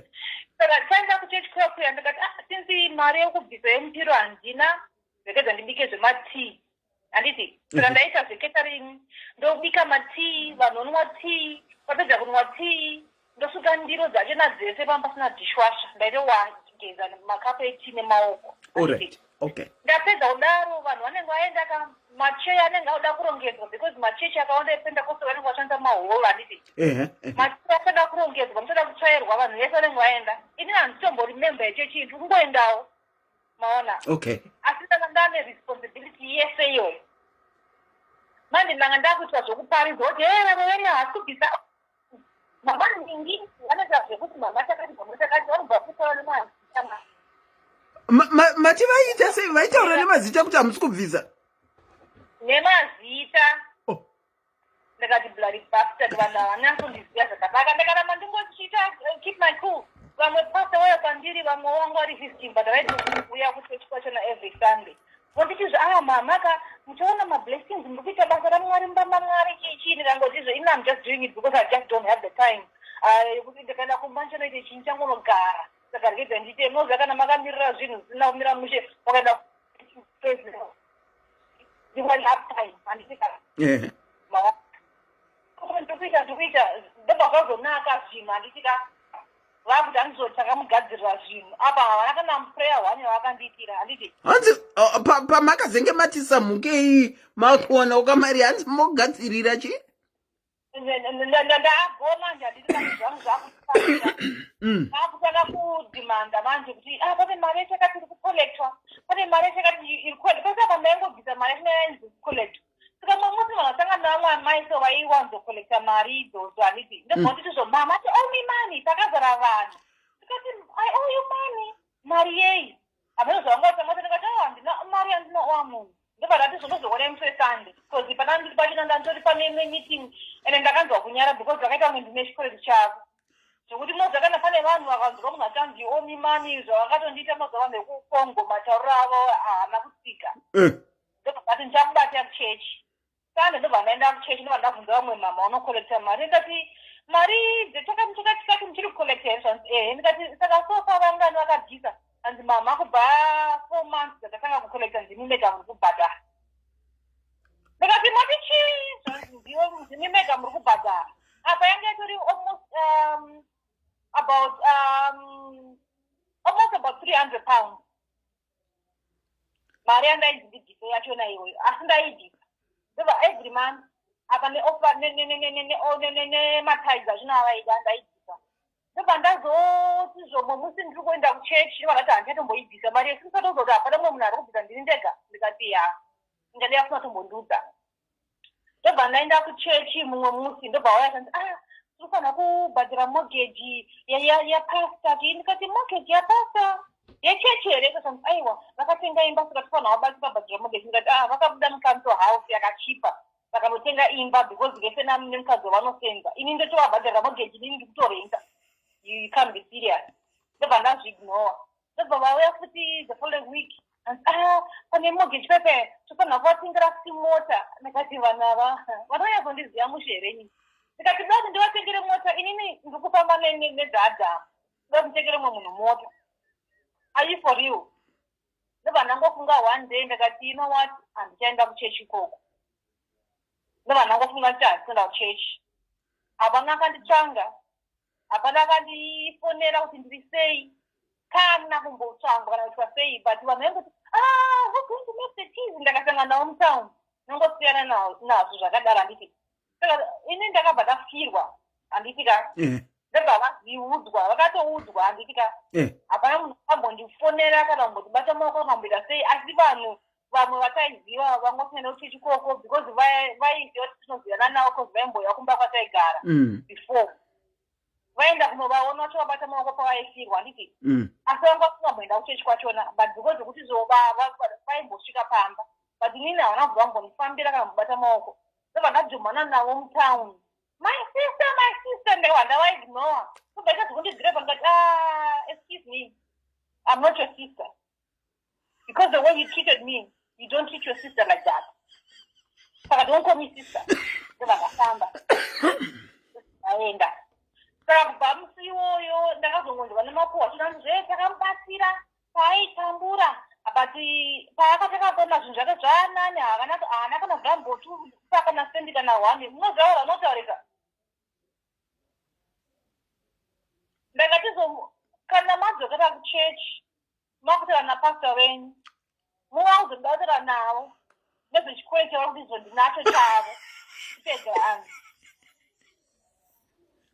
maona mama kurikwesa kutaura napastor manje aiwa ndakavaudza kudaro saka pastor china ndakatimbodhuma nawo musi akangoti mama it's been a long time mama it seems like God is blessing you, your life has improved chichi ndikati my life is good, I'm on fire ndikasiya akadaro maona kuti isusu kaone machechi atikakurira hatikazotambodhimanzirwa mari kanhunze mari yechikati wakatambura even usingakuenda vari kubatsira because vanenge vachiti munhu weduyu but arungonyika machechi aya anenge achingokumilka vanenge vachikukama kusvika wapera ropa vanokukama kusvika wapera panonaka and havana basa nemunhu chavo kumboda mari chete angori money making businesses nyaya yekuti vanizobatsirai maipasta bhegi batsirai iki vamwe fanika nekuagape ndakamboinzwera kune nonzi agape of all nations vanhu vaibvutirana tauro rapukitiswa kumeso kunedikika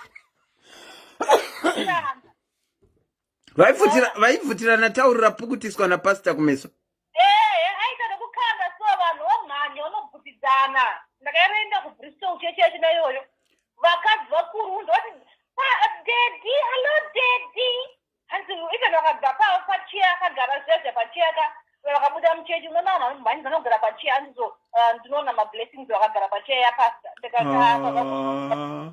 imi muri kureva zvokwadiri kuagape ndakamira ho ndakaita kunge ndiri kuseka nezvekuti zvaunobvunduka unomurapa wakamira wakashama muromo sokuti vari mavakuru nevakadzi vakuru vari kumhanidzana unogara pacheya pasta fungai ari kutotsinhirawo kuti ndakaonawo hanzi kune mabhodhigadi anenge ari kumabhodhigadi vakanomhanya vakiti vatikubata vaibata ndinoti zviswiki here but ndakamboseka kuti aichechi here iyi chii chiri kuitika panapa kumhanya kunomuguma kuti ndamuguma iwe mablessings blessings ndikati are you for real saka ndipari kutya magifti apasta chichi yapapa anenge achikanzo mototenga kutebhenanzi nehouse of fraser ndikati bloody shit language caller sorry zonibhatika vaipapa zvinozotukisa mhanyanga mwari wapinda papapa ndotorova kuti munhu anotorogwa neshamu zvaitondipisa hasha unozwa hasha kuti vanhu vari kuiti chikwa saka imi makanga musikadiwo mablessings here nezvavaita vaive vanhu vaitsvaga mablessings inini mablessings emubhaibheri mangu haana brambo kuti ndiye jesu here wandononomhanya unodhonza mukombero yembe yake okay saka zvekutakura bhegi hamubvumirani nazvo ndingatoswera ndari stecha bhegi racho neroro ndiri kutsvaga bhegi reo kuti chii kuti taakuprimary school yeko kumhanya kutakura bhegi raticha tava kuprimary school cheko cheko handabva mbotakura bhegi raticha asi ndozokotakura bhegi remukadzi mukuru ndiri mukadzi mukuru ndopenga ini aiwa inenge iri part of kuzoti ublesco kaiwe handbag ndeyako iweyo kuti utakure nini muhansiselina handbag yenyu munoise chii maybe mune mapezi mune lip gloss mune chichi ariye munhu anodonenza bhegi remukadzi nderako rokuti even mwana cheshe kana murume anzi auvhure bhegi remukadzi ona wanguda kubakisirwa bhegi rako rimwe munhu chirudzi ichocho yeah I hear you I hear you. Wow. Thank you so much for sharing, Kola. You're welcome, Auntie Selina. You Hansi batai mabhegi enyu mega imi. Take care, Kola. Vakabuda vafizurwa Kola. Mangonzwa nematauriro avo vakomana. Zvakangooma zvinhu zvacho izvi.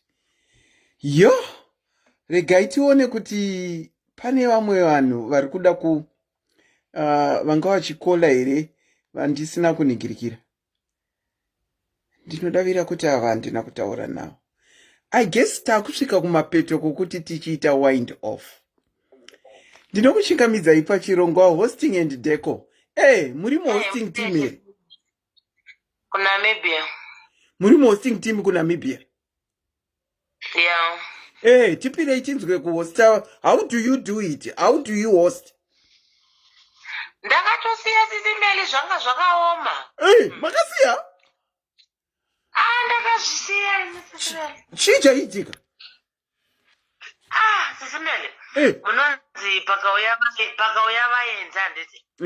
Pakatombouya vaenzi sometime last year.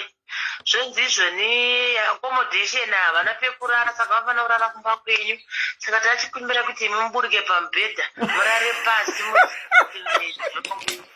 Aiwa. Auntie, come on, be serious. Maisa wabukira mahotera here. Vanzi kwanza havana mari yakakwana. Pana mari yakakwana ichechi yekuti tibhukire vanhu. Saka tokumbira kuti maybe muite sei muchivaakomodita kumba kwenyu. Then ini ndaigara nasisi vangu togara nasisi vangu paflat 1 mwana umwe rumu yake. Then inini nasisi vangu tobata mumba 1. Ivo tobva tavaakomodita murumu yangu ini. Taibva tanzi ndimi munofanira kurara pasi. Movaakomodita movapa mubhedha morara. Ufu ichipeputanga tikati it's okay. Kwauya futi vanhu vaMwari SIS MELLY. Monzi izvoni motofonyerwa namai mufundisi. Monzi chitombosiya izvi zvakasikana vanhu vaMwari vauya. Saka pari kudwa hosting team yose muuye. Apa mari yekutenga zvimatawero ndezvavo, zvimafirst towel ndeyako. Mari yekutenga mvura ndeyako. Vanzi panodiwa hamba ine mabhanana chichi ndeyenyu hosting team. Kana makuenda kunovabikira kana edha vaimboenda kwaEUD handiti. Vari kwaEUD kuya manje pamunoenda kunobika. Munobika SIS MELLY zvinhu zvakanaka. Vanenge vachidyisiwa nyama yehwai yamusiya usingadyiwe mumba mako. Amai! Muri kuhosta apa? Kuma 300 rands per kg. Mutenga zvise special breakfast yavo. Tobika toku. Monzi kwanza amufani kuravira 1. Amudyi.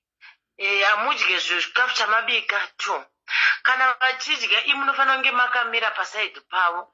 Kana vachida mvura kana vachida chii kuitira kuti anenge azvidonhedzera iwe unotora tauro womupukuta. Cool. SIS MELLY. Indikati kana kunamata kwakudai kwaida kuti mukomborerwe. Hosting team yose you will be blessed. Mukangogona kungoveloya kuvanhu vaMwari kumavisitors anenge auya. Kana ari mufundisi weEveryday SIS MELLY. Pega paitiwa service you must make sure kuti mauya nekahamba nemvura nenew first towel nepade maruva manyowa. Yenyu chi? Izayocha. Ndozvamunoita? Ndozvakunenge kuchiitwa SIS MELLY. Kana vanhu vachipinda munovahosta mumhanya panze. Munotora vanhu vomuisa vomugadzika pacheya. Vomugadzikira bhegi rake pasiti. Vamwe ukava. Kana muchihosta mufundisi munoita make sure kuti chechi mune makamira. Muchiona kuti mufundisi mvura mavavhurira here kuti vanwe. Kana pane nhunzi yamhara moidzinga. Ndakabva ndakuzwa. Saka nhunzi maidzinga nei?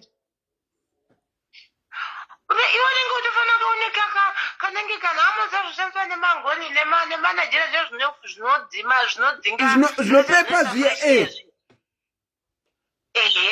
ndozvamene muchidzimisana zvezvozvo. Saka munoyaziva kuti mapinda busy ende kunoda mari more than kutonamata. Hauna nguva yekutozwa shoko unongochikonzera nekuti mufundisi vati vazodi hosting team madi unobuda mari zvokuti unotopedzera kuti kunamata kwacho kwatokona zvisinei. ndozvamaitiswa kuzayoja izvo. Ya haiwa sekuzayoja unofanira kungoziva kuti homwe yangu yakasimba. Unofanira kuziva kuti homwe yangu yakasimba. Makambenge mapinda sei muhosting and decor makange maudzwa here kuti zvinokukosta iwo? How did you get in? How did you get involved?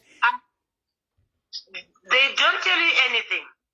Vanongokuudza vanongokupika kuti mama ningi or father ningi toda kuti mujoin hosting team handiti kuti okay majoina hosting team mozonzi makuitiswa mameetings manje ekuti toshandisi handiti kumeeting kuya ndopamunosvika munzi hosting team mufanira kuti kana muchiita basa renyu senge sitoita zvemabhizinesi munzi kana muchiita bhizinesi renyu mufanira kuita homwe yakamirira hosting kuti pakaita mavisitors muhosting team munofanira kunge muine homwe yenyu yamunoti every sunday munenge muchikanda mari yenyu inotenga mvura inofanira kubva muhomwe yenyu yehosting team. Saka pekutanga zvezvinakidza kasisimero uchitaiwa tiri kushandira chi chechi ndichatei kushandira mwari kwete chechi ndochiri kushandira mwari kwete chechi.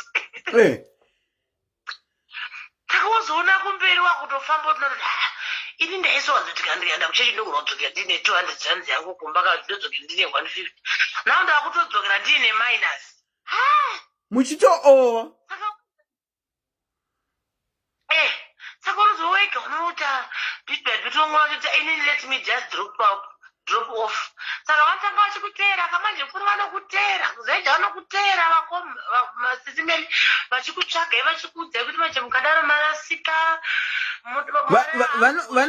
vanokutera ikana madropa kuhosting asi kana mabuda chechi chaizvo vaitera kuchechi vanokutera. Okay. Especially kana uchiparticipate panyaya dzekubvisa chegumi uchibvisa uri kuhosting team unobvisa futi chegumi unodidi vanokutera vanokutera sekuti zvakuda kungongwara zisimberi dzimwe nguva zvazositaza kunamata totogara kumba bhozi pavanoda vakaona munhu anoshanda zviya zvanobva kuba zvinzvimbo izvozvizvo zvekuti udyike mari wotokangamwa kuti kune vana kana vabereki unotovakangamwa nehosting team nedheco machirana aida kuchinjiwa every week kana after 2 weeks usafunga kuti mari inobva kuchechi inobva kwauri iwe kuti ndamotenga machira kana muri 6 tiri kuda purple blue newhite saka mama ndimi kunotenga 3 meters dzepurple imi ndimi kunotenga 3 meters dzewhite imi ndimi kunotenga 3 meters dzeblue. Imagine ko zvamaitopera nhai mwariwe. Unopera sisimeni unopera handi kuchapera unoenda kuchechi nemota ugodzoka ugozoshaya fuwe ukuzoenda peza kuti uchiita kufira kuchechi kuenda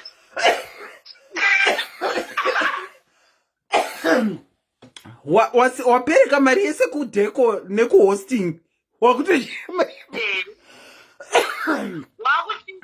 yepetro yekuenda kuchechi wakuchitoishaiwa washaya yepetro yekuti wachichi wakukwira taxi woti chirega ndisevhe kana zvekuti petro maybe ndoda kuita fill up tank 200 chirega ndibvise ichi ndichiti ndisevhe 200 yai ndokwira taxi 20 rand then of which pa100 rand ndichanozidiwa zviri kudiwa kuchechi dzimara unorega wega usina kutumwa unopedzera kuti chirega ndigare kumba wobva wakutevera kuti madza zvakafamba sei ndisatani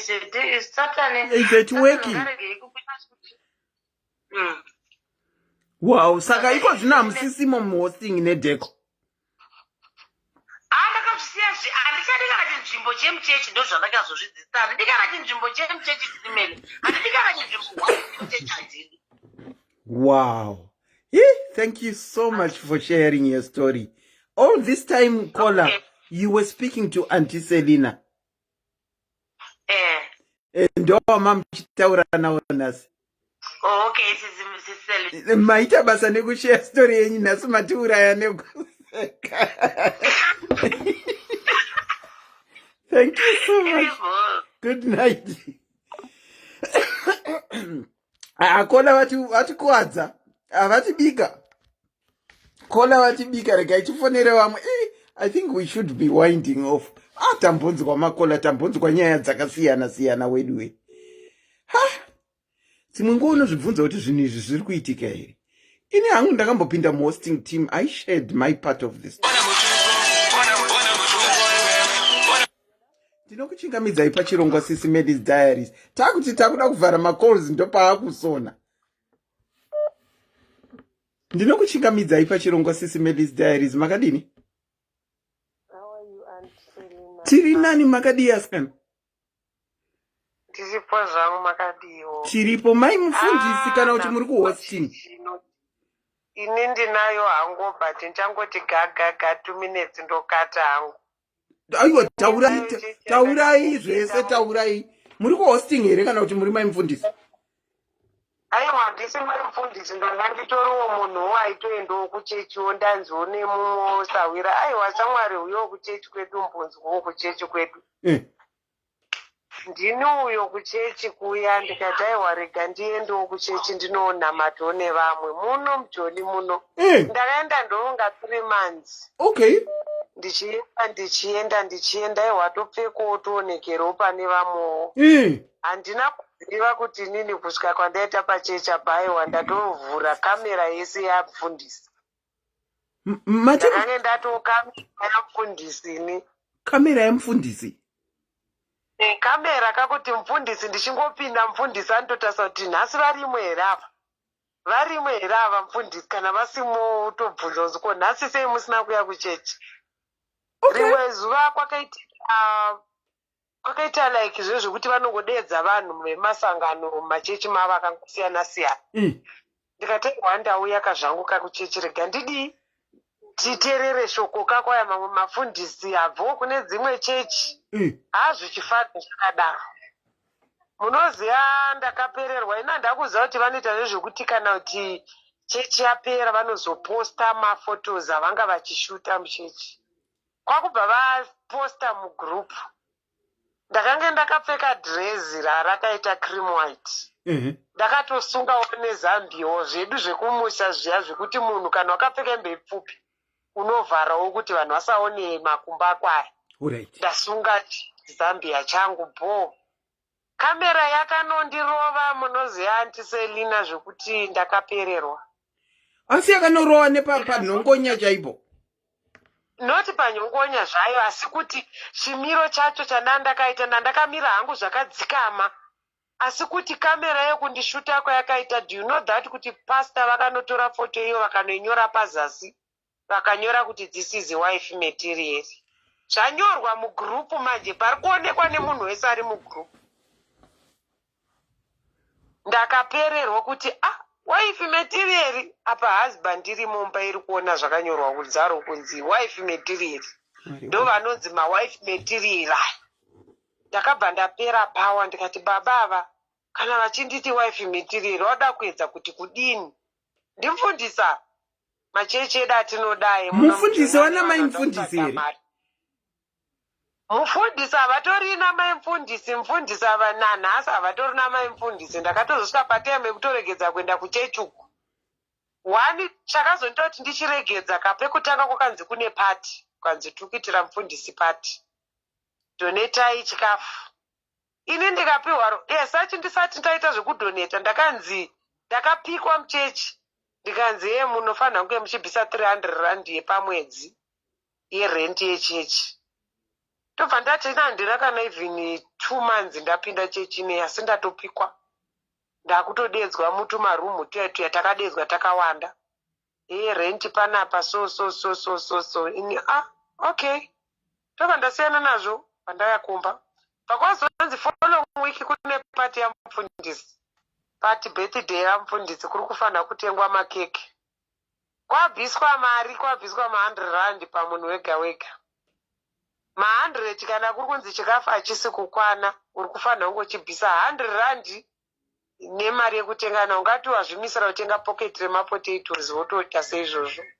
hazvimisirawo kutenga bhake 5 ke 10 kg rice ndiyeye ne100 yake kunowedzera kutenga keke ramufundisi kuti tingofadza chete mufundisi kunzi vanzi mufundisi vakaitirwa birthday muchechi. Ini hangu chandakangoshora mumachechi ari kuitika mazuva ano, they are just looking for money, they are not preaching word of God. Okay. Ndakasarudza ndikagugula ndikati kana chechi yeAnglican inowanikwa kupi muAfrica, ndikaiwana ndikadzokera kuchechi yambuya vangu ndikati ndokwandakakurira kuAnglican. Izvi machechi akadai kuchechi yeAnglican ukasvika ukanzi bvisa mari aitai zvamunoita kungokandira makutobuda makuenda kumba nekuzvinamatira. Haunidi kunzi deliverance from pastor this and this anointing yake aitoibhadharisa kana uri kutoida waibhadhara 100 rand. Kabhodhoro kasingambosvika ne500 mils. Kaive nemvura here. Nemafuta kaiwaya vanenge vachita anointing oil iyoyo. Ndonga ndakaenda 3 months kapa 3 months zozo ndakange ndatoguta. Akazondiona ndati left mugroup zvikanzi auya kuinbox zvikanzi ko indava mabuda mugroup sister. Ndikati aiwa inini ndichazouya kuchechi not now pane zvandichiri kumbogadzirisa. Asi hosting team yaiveko here kuchechi? Mahosting akanga ariko but mahosting andakaona kuchechi ko vaitirana godo. Because mumwe aiti nini ndinoda ndechita zvedheko. Mumoti nini kana ukanzi mufundisi vatoda kuitirwa zvakati. Ende chechi yangu yakawanda too much vanhu vechikadzi. Handiti vakadzi tiri kungoinvitana. Ichechi yekumusha here? Tese tiri kuti tine ndeyemunhu wekumusha but ndewekubulawayo. Munhu wacho ndewekubulawayo. Iriko iko kwamuri ikoku? Iko kuno kwatogara kuno kujoni kuno kwatiri kuno but munhu wacho ndewekubulawayo.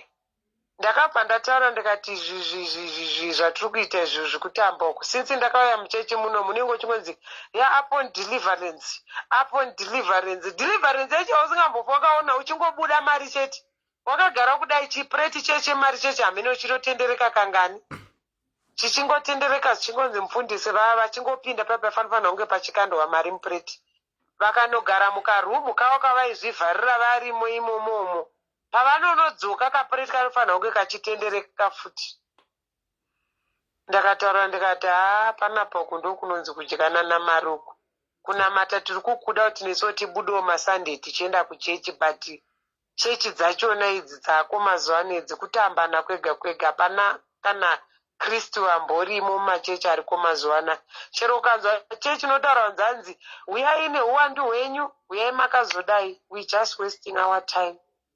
Mwari tofanira ngomunamata semunamatiro taingomita kudhara kwete zvavakuita izvi especially dzemuno mumamatiri munyika yatiri nei. They are just looking money. They are just looking money ndo zvandakatonotisa because ukasvika unotanga kutazwa nhasi maya makapfeka bhutsi yerudzi. Isi takanga takutozikanwa kunzi nhasi maya makapfeka bhutsi yerudzi. Hanzina chiedza mavhangira ATM minutes. ATM ministries. Hakuna zvinhu inini haasi kutombonyeba zvake ari kutorevesa because unotochipinda unotazwa kunzi motopiwa nemahagi because makaonekwa kuti aiwa apa kupenya chete kweganda watoita mari apa vasingatozoti kumba kwasiya kabhichi rauda kuya uchicheka uchiisa pasitofu. Ndo problem. Takurara nenhau yemachechi kana varipo vari kuzviitawo vari kuzviwa kuti vari kuronga kuda kuita machechi aya please ngavaronga havo but ngavasaronge upenyu hwavo pamusoro pevamwe vanhu because munhu wese ari munyika yenei ari kutotamburo ari kutoitsvaka mari but ivo vanozokudza kuti uya ubhadhare rendi ndudze kana woita 50-50 napasta kubhadhara rendi pasta ivo ndo vakavhura sangana ravo imi monzanzi bvisai ma300-400 rands yerendi. Zvakamboitikepi makakura muchinamata machechi anahwisiri machi kana angari maroma kana machi ndoziva kuti kwaibviswa hadzo mari dzacho dzerendi but hamaimanikidzwa kunzi maiudzwa kunzi bvisai mari yakawanda kudai. Kuno tiri kutarirwa mari ndo problem. Tiri kutarirwa mari yekuti 300 rand kana iri 500 bvisai 500 pamunhu wega wega. Rendi maybe uta 3000 kana kuti 4000 who knows hatizivisi tiri kungobvisa mari yerendi chete. Pandakangotaiwa Mwari maita henyu chechi ndanga ndaida asi but zvandaona muchechi umu takati tabva mubirthday rapasta tikanzi kune anniversary yechechi kuri kudiwa zvefuti keke. Ipapo ndo pandakandatani kataiwa garai yanga anniversary yechingani anniversary kai birthday kai kuti pastor vatena maybe 30 years 40 years handiti ukazochiuya anniversary manje kunzi chechi yaane 3 years iripo saka anniversary ndo yatakuchita. Kukanotengwa rino zikeke rikauya rikanza papi tikasenderwa mameseji kunze munofanira kunge tichidoneta zvichikafu chichi kuchadiwa maspecial ane zvakati zvainazvo ungave nemacheya akanaka because kuchaya so many pastors. Ndikataura ndikati aiwa Mwari ndiregerere hangu nechechi ndokutoiguma kwandiri kutoita nhasi. I'm not going there anymore. Ndakabva ndagara antiselina ndo mashoko angu iwayo. Oh, thank you so much for sharing. I can sense your disappointment pane chechi yamakange mapinda muchiti mawana uko kunamatira, but it turned out not to be. I could sense your disappointment. Thank you so much for sharing. Thank you. Bye. Ndinokuchingamidzai pachirongwa SIS MELLY's Diaries. Maswera sei? Taswera kuti maswerawo kwamuri ikoko. Ndaonawo topic yamuritaura nezvaye hosting and steward. Oh, tina brother vapinda. Makambenge muri kuhosting here brother? Nditori musteward mukuru. Okay. The platform is all yours, bruh. Go on. Nyaya yehosting iyi marondedzero andakanga ndakainzwa yakanga yatorwa pane vhesi inotaura nezvemushumanight woman. Okay. So ndopatika madzidzisiro atikanga taitwa takanga takatodzidziswa kugamuchira vaRevhi kana vachisvika isu tinenge tiri face of the church. Vanosvika paRevhi munovatakurira mabhegi kuvaratidza pavanogara. Panguva yekunamata vanhu pavanovhara maziso kana uri muhostess kana musteward hautenderi kuvhara maziso nokuti tainzi paunovhara maziso speaker anogona kunge akuda mvura kana kudarida toilet iwo unovhara maziso. Iro vhesi remushunamaiti woman ndiri kuti apa ndanchikupai background. Sisira tikange tainzwa kufurukidza nokushumira kwakanga kwaita mushumanight woman. Saka awo anga amarules atikange takupiwa kuti kana uri muhostess kana uri musteward haufaniri kuvhara maziso panguva unenge une maspeakers echechi. Okay. Muri kunzwa? Hanzi kuitira pastor kana vakuda mvura. Yes, kuti speaker vanogona kurequesta anything iwe unenge wakavhara maziso. But speaker anongorequesta chii ari busy kunamatira vanhu kufront. Handiti vanenge vasati vatanga ichiri pari kuitwa praise and worship or pari kuitwa something different. And remember vaRevhi ava kana vachiuya they don't come alone. Sometimes umwe ari kutaura mberi or vamwe vakagara they will need assistance vakagara vamwe vasiri vanenge vari mberi. Okay, what sort of assistance kuenda kutoilet here? For example, kuti arida kuenda kutoilet kana arida kuenda noanswer phone or anything, we have to be with them wherever they are going. Kuno answer phone yake? Munotobuda naye, muchimira naye. I'm sure vanopinda chechi yandiri kupinda vanotozviziva zvandiri kutaura. Hachisikuiziva chechi yacho? Ndiri kuti varimo mucomment section handikwanisa ngotaura zita but vari kuziva marules ehosting and steward ministry. Ndo zvinoitwa. Alright, okay. Ndo zvamaka kana taitovatengera handisi kunzwa. Ndo zvamakange madzisa maivatengera chii? Daiti kana vauya tinotovatengera chero zvikafu zvavanodya for that period. Pamwe vauya for 3 days or 4 days. Tinovatengera bedding, everything zvinenge zvichidiwa tinovaitira. From your pocket?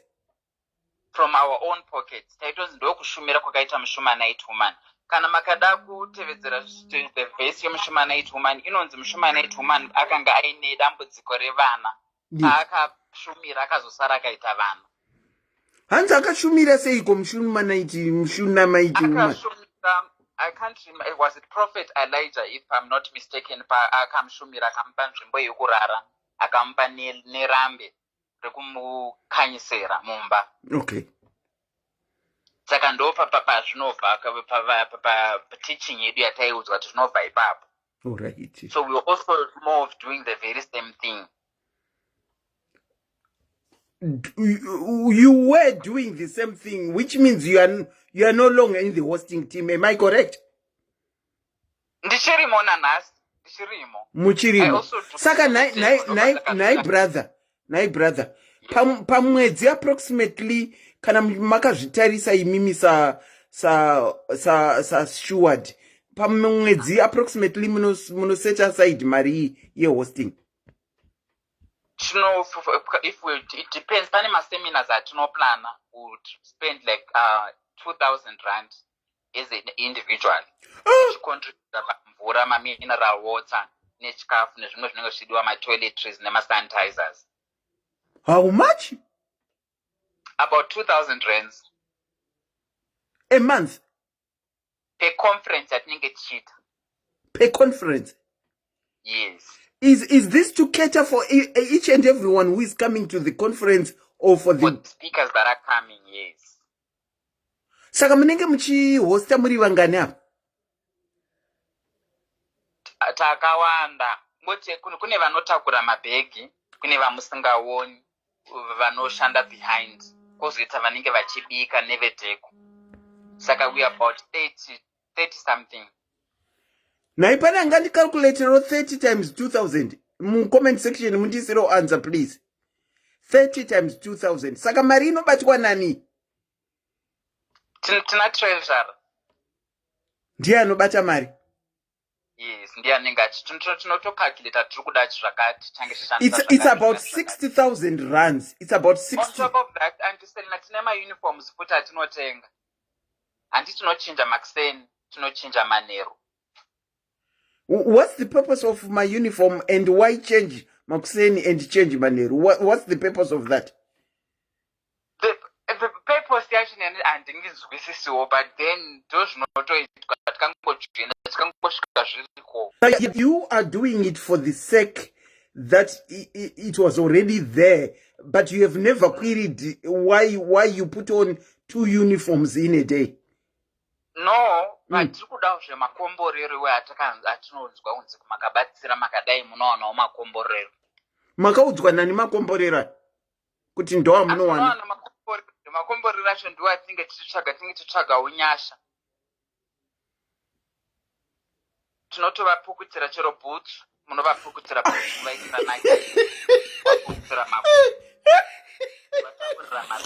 Paunosvika chero achitaenda kunoparidza mberi kunotakura bhegi rake toenda nomuchetera mberi. Mati munopukuta chii? Tinopukuta bhutsu dzavo. Muchechi imomo? Your brother, come on, be serious. Let's talk seriously. Selina mataura kuti pakatanga, I think pandatanga kuteerera live. Nangoti nanchizama kufonera, I think I was calling on a wrong number. Mamuri kundikora pa live. Pandapinda pamaiti, but there was a time pataitopa ma fruit hampers, ma baskets. Ndo pandapinda pa live mamushtaura nenyaya yema basket one. Okay. Kana conference yapera tinovatenda kuuya kwavaita tinovapa, then yakazopfuura nyaya yemahamba akanzi achatendera. I can't remember the reason kuti why akanzi achatendera. And these things they constantly change. Chero mvura, there was a time yemvura yataivapa patanga tiri kumusha. We used to give them mvura yanga yakanzi tingamira. Yanga yakanzi tingamira, yanga iri authorized kuti tiishandise by that time. By to any specific water label of water that you had to use. Yokutoti chero makatenga isuro munototuka kuti nhasi matitiri. Yaionwa nani muchechi imomo? Ndiye nanga tingamira yacho yoyo. Who was the owner of this? Tina provincial, I've forgotten the name yatinovapa mayaba. Zita racho rakunditiza. Pane zita ratinovadaidza. She's a chief hostess, sorry. Ndo wanga vari muridzi wecompany yemvura.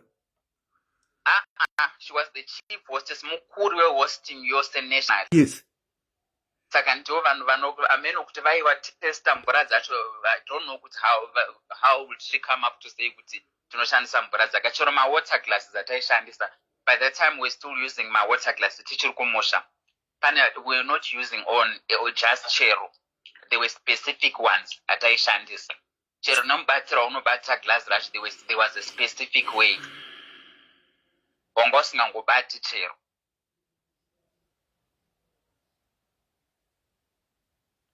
Hello? Okay, go on. You can go on sharing call.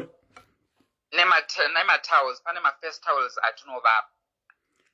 My first towels, my friend ngokumatenga from a specific place here. Yes. Mustoro here kana kuti my order from one of the ladies home church. Taigona kuma order from munhu anenge achitoya. By that time taigona kuti tichiri kumusha because ndakazomova kuya kuno. Kuno answer was saying kuti zvinochinja chinja. Tichiri kumusha taipa munhu anenge achiuya kuno because we thought kuti kana somebody is coming to let's say it will be cheaper kana kutengera kuno. But I sitenga kuti TM they were expensive by that time. Then pane means atinovapa. Yes. Taura yenyu kwa. Pane means atatenga tichivapa.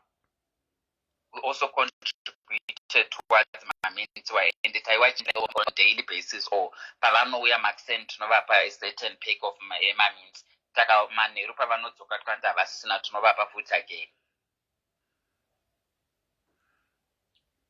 Okay. And are you getting your blessings? That is the main important thing, brother. Are you getting your blessings? This is I feel ngoti tinenge tichingobisa mari nje. Tinenge tichingobisa mari nje. And even now mtemo wacho wakatochinja atichavachema kana vachiuya atichavasimba. We have to book hotels for them. And who pays for the hotels? It's just hosting that. Oh, it's getting worse, guys. This is not funny anymore, I tell you. This is not funny.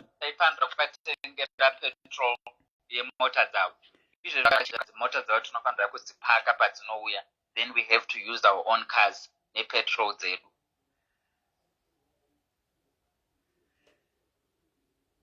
Guys, can you hear what our brother is saying? Can you hear all that he's saying? Maritza vano contributor. Brother, I'm going to, is it okay if I ask you very personal questions? Tiripa live. I would want, I don't know you. No one knows you. And DJ, murukutsvaga makomborero mukati meupenyu when you are doing all this because you are looking for blessings.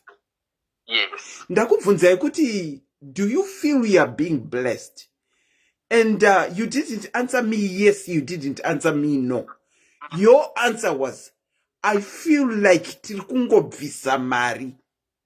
On my side, this is no, I'm talking Nemi. I feel like tinenge tiri kungobvisa mari. Therefore, the answer that I was looking for, the yes or no blessing, amuna kundipa. Saka, if you feel munenge muri kungobvisa mari, what's your way forward, brother? Takangomirira zuva racho pazvitanaka kuzuva randichawanirwa unyasha. How long have you been doing it? I think I started when I was literally young generation. I was about 16 years or so. How old? 16. How old are you now? I'm 26 now. 16, you are 26, which means you've been doing it, if I'm correct, for 10 years. Yeah, it's been long time. Okay, let you... overseer kuti ndibatsire Bibles are overseer. That is where you are now aiming. Yeah, ndakutoshanda na overseer ndichapiwe like my student pastors or my pastors pana paina overseer ndinogona tonzi tokumbira kuti was through overseer. And you are satisfied with that, all for the hope of being blessed from the time that you started at 16 and you are now 26. Yes. But in a way, it has helped me, kuti ndopa ndakatanga kudzidza zvokuita Decor. And ndakutoita Decor full time. And I think as a job. Yes. Do I know you, Kola? I think I do. Yes, you I know do. me. I now know whom I'm talking to. Yes, you know me. Yeah. Well, Regaindi Chiti, after all that you have said, you started off Decor, and now you are now even on your own thing, Che Decor. I now know you because you have offered my diaries to do some Decor. Yes. To showcase what you wanted to do. Saka, it only testimony kuti you started off like that, and it gave you power yekuti muite business renyu. Saka apachisina chekumirira makato bless kwaka. You've been blessed. Kuti ndingati kudera, yeah, ndingadero, because when I was 16 I used to learn pana madha vaita Decor. Saka ndaisibatsira kuita matraining nekusetsa matable.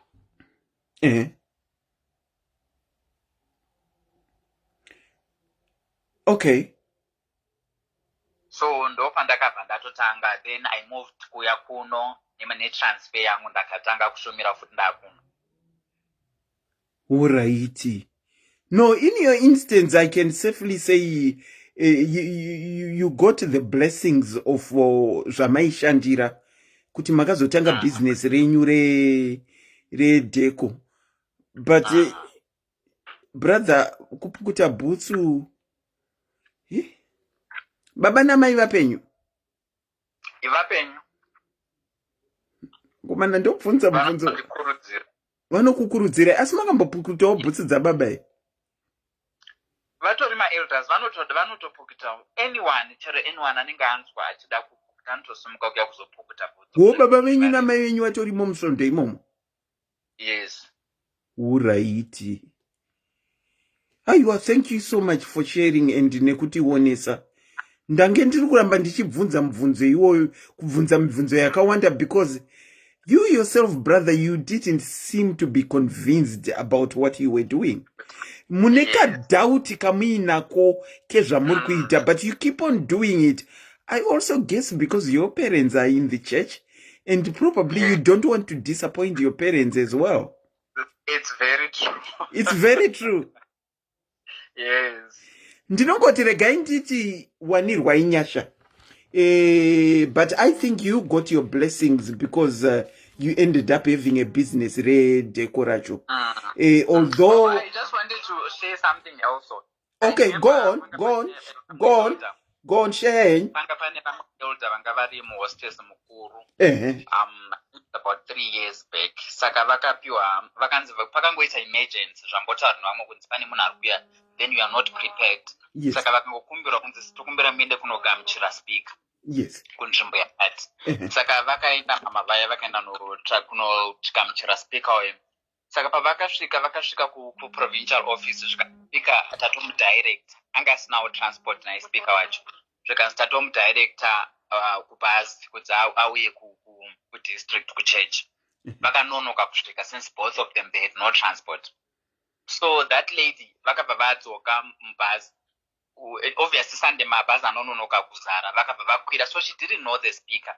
Saka in that very same bus mavakange vari, it happened kuti speaker akafamba achirasika, akasvika bhazi razara. Ava mama vaye vanga vadzoka vasvika vakagara. Speaker akasvika achiita standing. I don't know if you understand. You understand.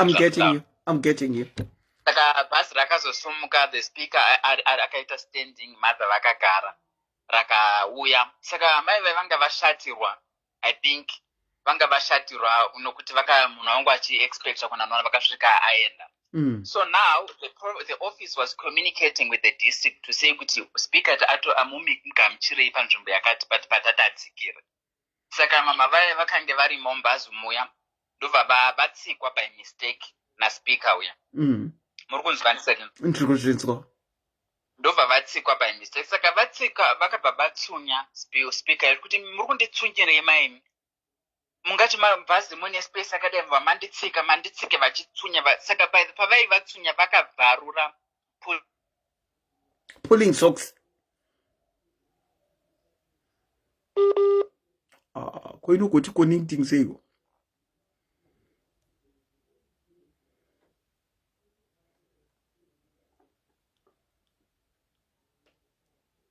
Inogoti connecting say let me cut him off and recall him back. Anoita Decor mukomana uyu. Anoita Decor. Ndamuziva anoita Decor ku South uku.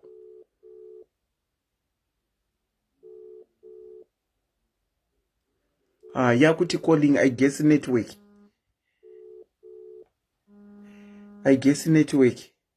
Nditore ndinokuchingamidzai pachirongwa hosting and decor makadini? Makadiwa antiselina. Tiri pedu makadiwo. Mama mufundisi muri kuhosting here kana kuti? Ndaimbova muhosting. Zviri kutaura vanzvanza vana ichokwadi. Aiwa ndakabuda ndikati elo handizvigoni. Anti ndikakutaurirai kuti taidzidziswa hawo kubata mabhegi evafundisi. Ndifunge kuti rangu handiribati zvakadaro. Tidzidzisei hanzi munoribata sei tidzidzisei. Nemaoko mairi haufanira kuriisa pasaidi, ufanira kufamba ubata ukaribata kumberi so nemaoko mairi. Ndakabva ndataura inini hangu handizvikwanisi ndobva ndati tazoti futi tagara zvikanzi tiri kuda kuhosta vaenzi vari kuuya ngemaspika maguest speaker iri couple vatsvagirwa hotel. Saka kwangu inohedu mbinga dzedu metinogaramo vakabva vavolontiya kubhadharira maspika yayo pekuhotera. Zvikanzi kuhotera kunoda kunodhekoretwa. Saka ini muhotera ndanonoka kusvika ka ndobva ndangonzi ndaibva kubasa zvikanzi munozongouya munenge masvikira ipapo. Saka ivo vainogadzira vakanonokawo ndakatosvika vachitanga. Andiselina zvendakaona. Unobvisa maguest speaker haabvumidze kushandisa madhufu emuhotera. Munototenga dhuve cover. Toilet yere ya guest munofanira kuti handiti toilet anenge mune maensutu. Panofanira kunge paine munonzi pfeko mamecha emutoilet aya zvinomecha nemubathroom. Munofanira kuisa mafruits patable. Kaini zvototika munozoti chika brainwash yacho soka nemari dzinodiwa so kumachechi ukuka zvakaoma. Hatidi kunyepa zvakaoma zvototi kana usiri umwe munhu unombozvinyatsozvifunga kuti vana. Saka naikola after mapedza kutenga madhuve nemabathmats nematoireti metsi munapa woenda nazvo wanoenda nazvo. Aiwa kozoti touya kuuniform manje. Ndoda kana kuine conference munonzi uniform yemakuseni ndeyemakuseni, masikati ndeyemasikati, manheru ndeyemanheru. Saka munochinja ka3.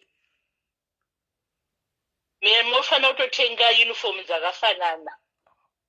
Touya kumvura zvanga zviri kutaurwa navanzvadza. I was shocked. Aimozoti mvura yedu mabottled water edu aya hakuna specific like kwatinogara uku pane imwe inonzi animozwa the most okay ndomboti imimi munofungira kuti ndo the most expensive water bottle ndo inotengerwa vafundisi iyoyo. Kwete mamineral water asina mazita kana kuti chii. Aiwa inini ndakapa kutenda ndikati inini handina kukurira hangu muchechi ukukawo. Ndodzokera hangu kwangu kwendanga ndiri. Mama kupinda svondo ipiko naikola? Idzodzo idzi dzemwedzi. Dzakawandisa nga naikola? idzo dziri muno dzekuti munozoti one thing chendakaona anti Selina ka vanhu tinonyanyobhilivha nemamira I receive inotikuvadza. Zvanga zviri kutaura vanhu zvadza kuti ndichida mablessings. Namata wega munhu pfugama unamate usamirire kuti hanzi kana uchinge wasida muchechi ndokuti uwane mablessings. But here is the thing, Kola. If you listened to this brother of mine, achipinda muchechi akapreachirwa the Shunammite woman. And they were given that example. Saka semwana ari 16 ndo zvaakabata. Auntie Selina, vanhu vanoshandisa inonzi reverse psychology. Chese chavanokuda kuti ubhilive nachoka vanokota Bible. And for sure my Bible arimo, amavhesi arimo muBhayibheri. Saka it's now between you naMwari wako nefaith yako iwo munhu kuti wakamira papi. Zveshuwa nokuti ukada kuzviteedzera izvi zvemadeliverance kaizvi kunzi miracle receive your blessing nokuti alright tapedza kudaro munofanira kugadzira mari yelove offering. Every speaker auya kuzokuparidzirai. Inini ndo panondirwadza ipapo. Kuti alright taita hosting tabuditsa mari takunzi futi love offering ende vekuhosting ndimo tofanira kutonzi yenyu envelope unganidzai toda kutoona mari yenyu mozobatanidza nevamwe but watombooneka kuti wadusa. Saka kana homwe yako isina kusimba for sure ka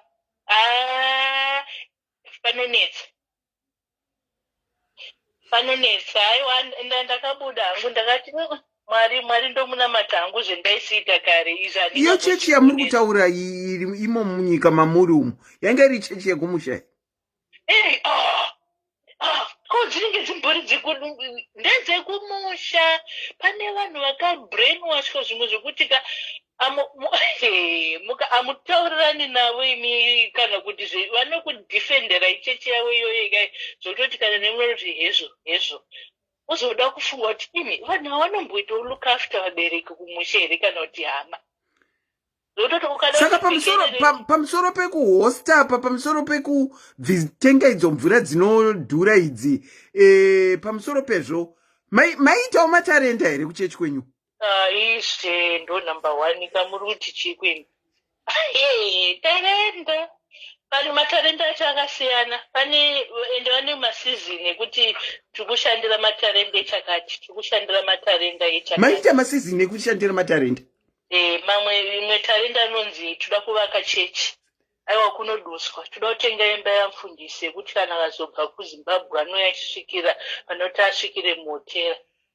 Saka matarenda maitawo maitengese chiko pamatarenda?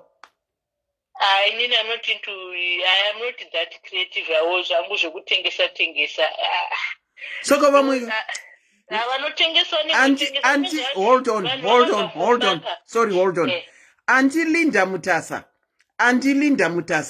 if you continuously pin put a platform that WhatsApp group that you are putting, I'm sorry, I'm going to have to temporarily oust you out of the live. Pane WhatsApp yamurikuisa pa platform ndambokukumbira ikatu kuti musaite izvozvo. Ndaona madonetsa futi. Please, kana chitaurana nawo mune zvakanaka tenjitaurana namune zvakanaka. And Linda, please don't do that.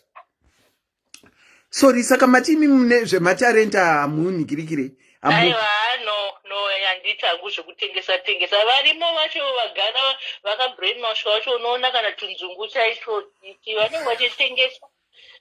Kuti ndozvo vakatichwa you have to sell something. Saka zvinosiyana kuti iwo munhu unoda chii, what you believe kuti matarenda chii kati. That's true. Pane matarenda ekuti unonzi unzai mari, toda kuunganidza, toda kuita zvakati. Saka vanhu unoona vanhu every Sunday kutonzi bvisai mari. Saka zvinosiyana, matarenda acho anosiyana ende zvine time yekunzi tiri kuitira matarenda ezvakati. Pano anoti yo home talents emamuchibvunzwa saka iwo unoita chi anonzi home talents kwozoita matarenda ekuti ndeechechi vanhu vanoda kunzi vaitenge zvakati saka zvinosiyana kuti time iyoyo chii chiri kudiwa kuitwa. Wow, thank you so much for sharing, Kola. Aiwa, okay, Auntie Selene. Tatenda. Aiwa, tatoziva kuti chechi ndeipi. Yatopinda yematarenda ikataurikana anti wangu watotiudza. Anyway, I would like to thank our auntie for sharing. Wedwe, ngatichita yo break. Todzoka ne second part here. Ye hosting and decor. Todzoka ne second part. Todzoka ne second part. Inini mangwana ndinobuda ndinotanga na 6. Saka I now need to rest. No, Auntie Linda tataura kechi 3. If she does it again, then certainly she's going to be blocked. Tokumbira kuti musaunze ma link muchisa ma WhatsApp links zvisina knowledge of any admin team or ma moderators, please. Ukavabata kuseri, ivo ndivo vanopina link. Saka Auntie Linda, ndine urombo wangu kuti zvikaitika futi. Zvinenge aimwe nyaya. Wedwe, regai tichidzoka ne part 2. I think I should pane vamwe vari kutofona vakomana regai ndivatore. I think this will be my last call. Ndinokuchingamidzai pachirongwa hosting all day. Auntie Selena. Hello. How are you? I'm fine. Hey, muri hosting? Tiriko ku-hosting kutakabva kwamana hosting kayechechi. It seems like munhu wese anochema nenyaya yehosting anobva kuchechi 1. Ichechi ipiko iyoyo? Tachema unoziva ndanzwa sisi vangu wabva kutaura ndikanzwa hanzvadzi yangu yekupukuta bhutsu ndikanzwa titi. Ichechi ipiko iyoyo yamuri kutaura? Awa iri handingambovanzi ndotongoitaura ndokwatakakurira kababoyedu. Of course baboyedu babagutika zvimwe zvacho zvatakuitiswa, that was not his plan. Okay. But ukatarisa kuti tichikurira muchechi isusuka, some of these things have become so exaggerated. Okay. Mukuitika iko hosting team. Tunamite story yanga ichitaurwa nehanzvadzi yangu Kola kwabuda kuti mwana wesangano ende wo unokura uchiti wadzidziswa kunzi ukashumira takakura isusu tiri vanhu vasikana tainzi endai munotsvaira kumba kwamufundisi munoshumira, endai munowacha muri kumba kwamufundisi, endai munoita zvakati muri kushumira. But when you look at it, you find kuti it's not even fair anymore. Okay. Fine, ipapo phase yopfuura zvichinzi kana imi mukasaenda unoshumira saka munofunga kuti mabrother achakurorai muchawana kupi? Kana imi mukasanoshumira kumba kwamufundisi. Okay. So coming back to the reality, takura all grown up, fast forward wapinda mchechi. And uri munhu yaya pamwewo kukwaya akuzi kwako, maybe Decor zvachetaurwa nehanzvadzi yangu Decor hosting ndo kwako. Wapinda muhosting machina, you need mari yekutenga mvura, you need mari yekutenga mawipes, you need mari yekutenga matissues. Like zvataurwa nasisi vangu vaenda kuti you need to be able to buy zvinhu pamwe ushande uri kushumira. Saka uchina feeling kuti Sayoja is not for the poor. Kana usina munhu anokumiririra muchechi kana kuti iwe usingakwanise kuzvishandira, which means haukwanise kurecognizwa muchechi sechinhu. Okay. So and then you find kuti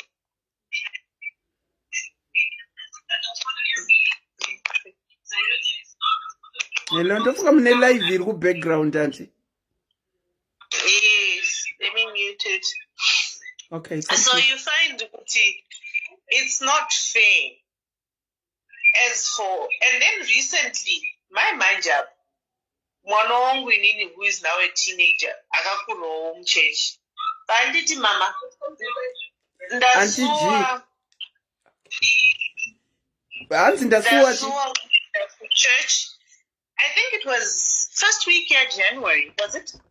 Taenda kuchechi mwana, taenda kuchechi tashika.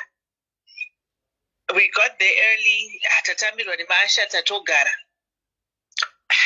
Okay, the whole service from the first preaching to the last preaching, 3 speakers, everything was about money. Everything was about pledges. Rambotaurwa ndofunga pana speaker ambopfura apa ambotaura nezvazvo kuti service inotanga iri mari igopera iri mari, and every single verse inenge iri manipulated ichibva mubhaibheri. And iwewe nyangongo usina mari ka, the manipulation is very strong because nyango usina mari, you start feeling as if you don't belong, which is unfair. Otarisa uri muhosting machona inini I ended up ndatozosiya completely hosting yachona. Imboshtishere maita same hosting. What were you doing? And what led you to say I'm done? Well, it got to a point. Hosting, says the previous callers, I think 2 people were told I was listening and I picked up hosting team. Yes. Hosting team, iwewe basically kutaura chokwadiga. Hosting team, it means you are unagwenda church because you are not fully participating in service because basically waenda kunoita take care of a grown woman auya kuparidzira iwewe, but iwe hausi kuparidzirwa because uda kuti azoti dress rake ratsika rasimudzwa here, haasi kudonha here, mvura yake yaavhura yaaroda kuvhura wamuvhurira wamutambidza, aroda kutora foni yake mubhegi, iwo ndouri kutora foni yake mubhegi make uri kumutambidza. Auntie, hold on. I was actually looking for someone who would say that. Dzokoro dzaizva mataura. Mati kutora foni pai? Irukutorwa mubag, she must not be reaching for her phone in the bag. Basically, speaker uyu, whether ndimfundisi kana kuti ndi elder atumirwa, this person is literally not supposed to do anything for herself.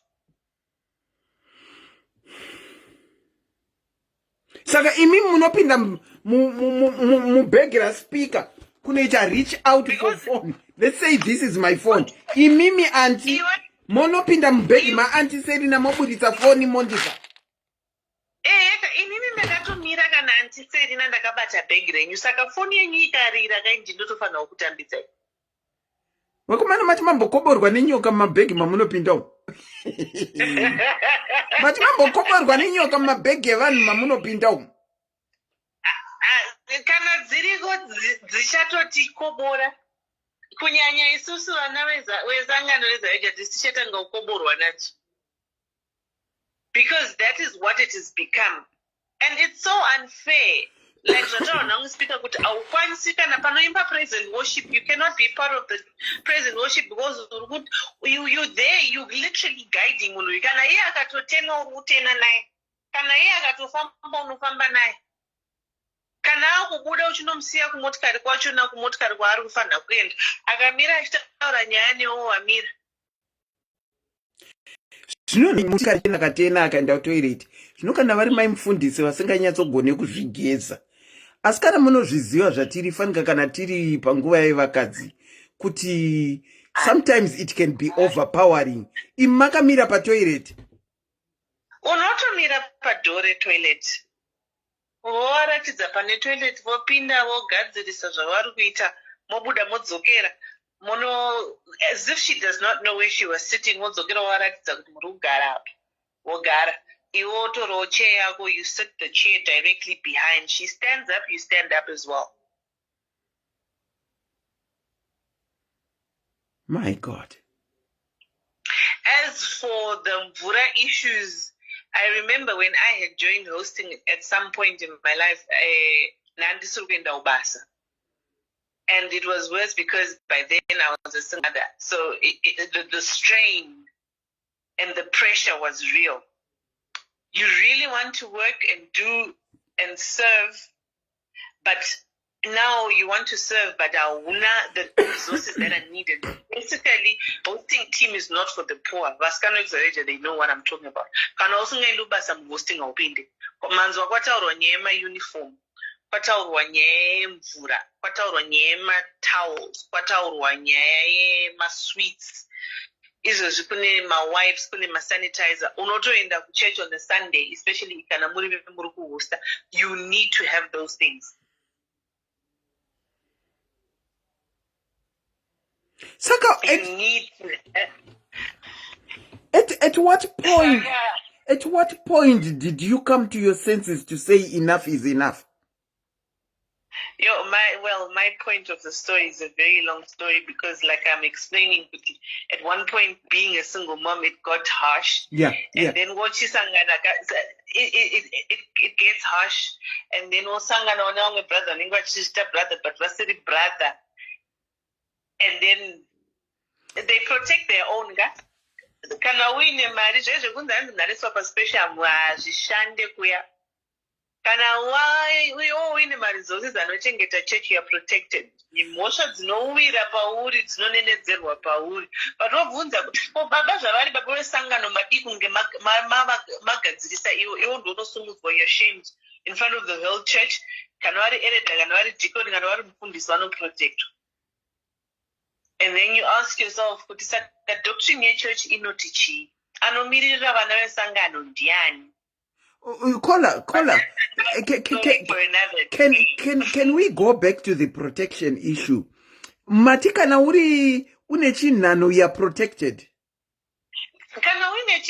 Well, like we were saying earlier on, it's more basically about money. It's like it's an I don't know organization but as long as you contribute, because there are guys who are putting on a pledge, 100,000 rands per pledge, ma 50. Mfundiswa pledge, Marim, sir, 45,000, 40,000. Inzwa imwana irutaurwa nemwana ku background. Maria ka pledge kwa namfundisi. This is the very same person on which Mwanaka Zogari is so disappointed. Is this what church has become? Mwana, how old is mwana ariku background? She's 16. My God. She was so disappointed with Mama. Is this what church has become? Could the whole service, there's no amunakana shokore. It's all about money. It's also tagenda kuchechi koko to show you an example. It was a different, same church Zayoja, but different area. No one even recognized Kutubu visitors because everyone was busy. Hamuna kuchinga midzwa sema visitor. Apana, takapina mchechi mamotika chagapogara tikashika pakubuda, and no one even noticed kuti nevaenzi. Takapina motika buda mupasinaga na ataura niso. And for me being in a church and knowing how this church used to be, it breaks my heart. Is this what it has become? Wow. And my daughter came back and said, Mama, we'll try a different church. I will try Rivers, or we'll try some other church because we're in Joburg. We'll try something else. And she grew up, young generation, Sunday school, young generation, all the way. But now, it breaks my heart for her to even be joining Achitaura ku background. Even the figure. That's how broken she was. So, I got to a point where I just said, this is what it has become. And to be honest, because at one point I had the privilege of kusangana na baba.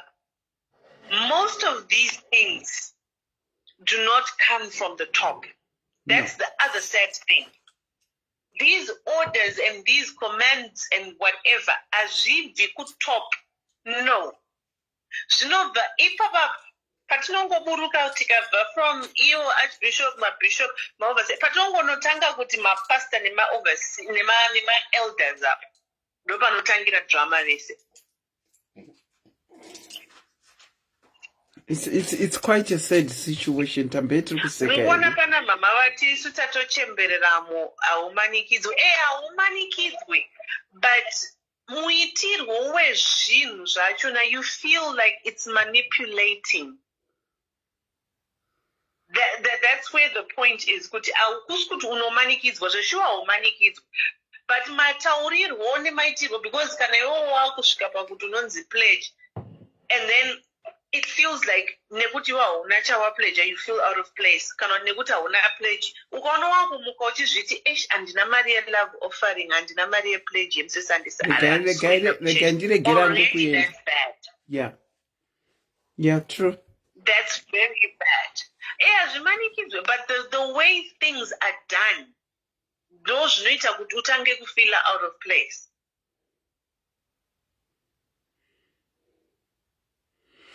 No, Sonia Smith, I didn't meet God.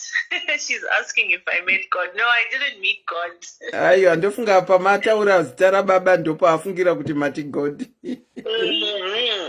Wow.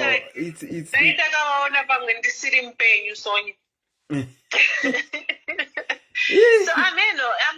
no bad feelings torwadziwa because ndo matakakurira. Yeah. And when you hear young generation yachona yakutaura kuti tarwa, like these are the kids vakazvarirwa pamo. Yeah, true. It's something else. So no, if kana varipo, maybe varipo ma-elder or ma-dikoni ekuzareja, if they're here mafundisi, for some reason, especially ku-hosting kana mchiti turukushumira, and this is what we are doing. I think some other things are just a bit exaggerated. A bit exaggerated. Talk about the exaggeration. Brother Vavava, did you hear how much he says he spends a month towards the hosting and of my conferences? All in all, we calculated it and it came to 60,000. Yeku host my conferences as hosting team.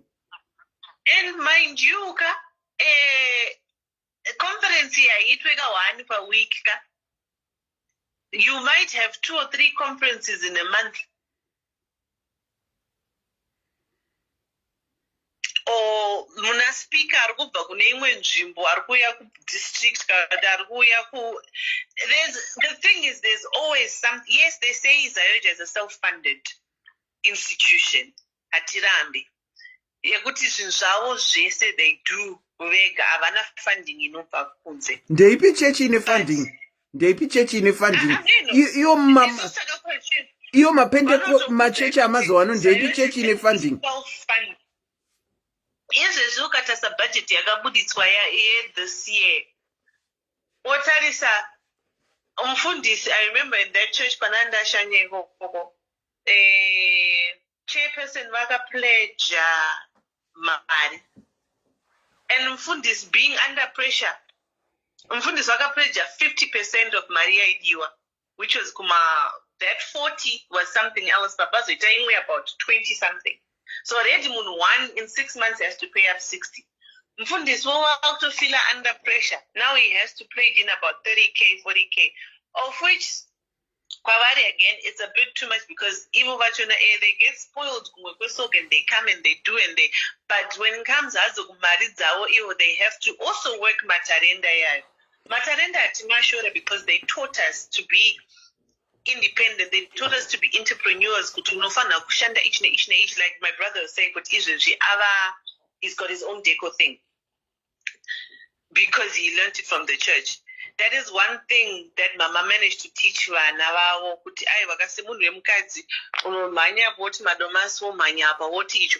but the pressure that you feel per time you only go just because you can pledge and you have to meet that target. Hakuna andazokundikana. kana kuti ndazodai, and it becomes so painful because every week there's a kune pledge, so you're always in debt. In short, unogara uri muzvikwere kuchechi. Wow. Ugokuenda sei kuchechi kwacho ndozvanandichitaura kuti kwekupedzisira hazvimanikidzwa ndiri, but you feel manipulated because kana wane pledge yawakaita ukasabhadhara and usafunga kuti inoya ichibvunzwa pasaidi panopera chacho utonzi amai ningi makazodii maapapi nepledge yedu. Saka, are you going to allow yourself to go to church and be humiliated in front of people like that? I hear you.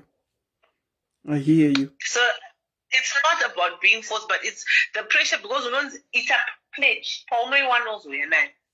Ukazoishaya ndopaunozobvunzwa akakunzi komaria ndopaunozobvunzwa kunzi munhu akazongonyarara ariko kumba havasi kuuya kuchechi mazuva ano. Ndodzimwe nyaya dzacho idzodzo. Wow. So I don't know, but I think this, I saw a lot of people saying that it's brainwashed, truly indeed, because everything that comes with a verse that is there to manipulate your thinking. So even ukaenda kochiti nhasi handina chandikuita pane vhesi inotongouya chechi, and because it's coming from the Bible, you are literally manipulated uchida usingadi. Wow. Zvino mwana pari panyaya yemwana imi makakuriramo mwana achitopika that, how are you going to deal with it? Mwana ari padhuze handidi kubvunza achinzwa. Ngatisiyei mwana ari padhuze.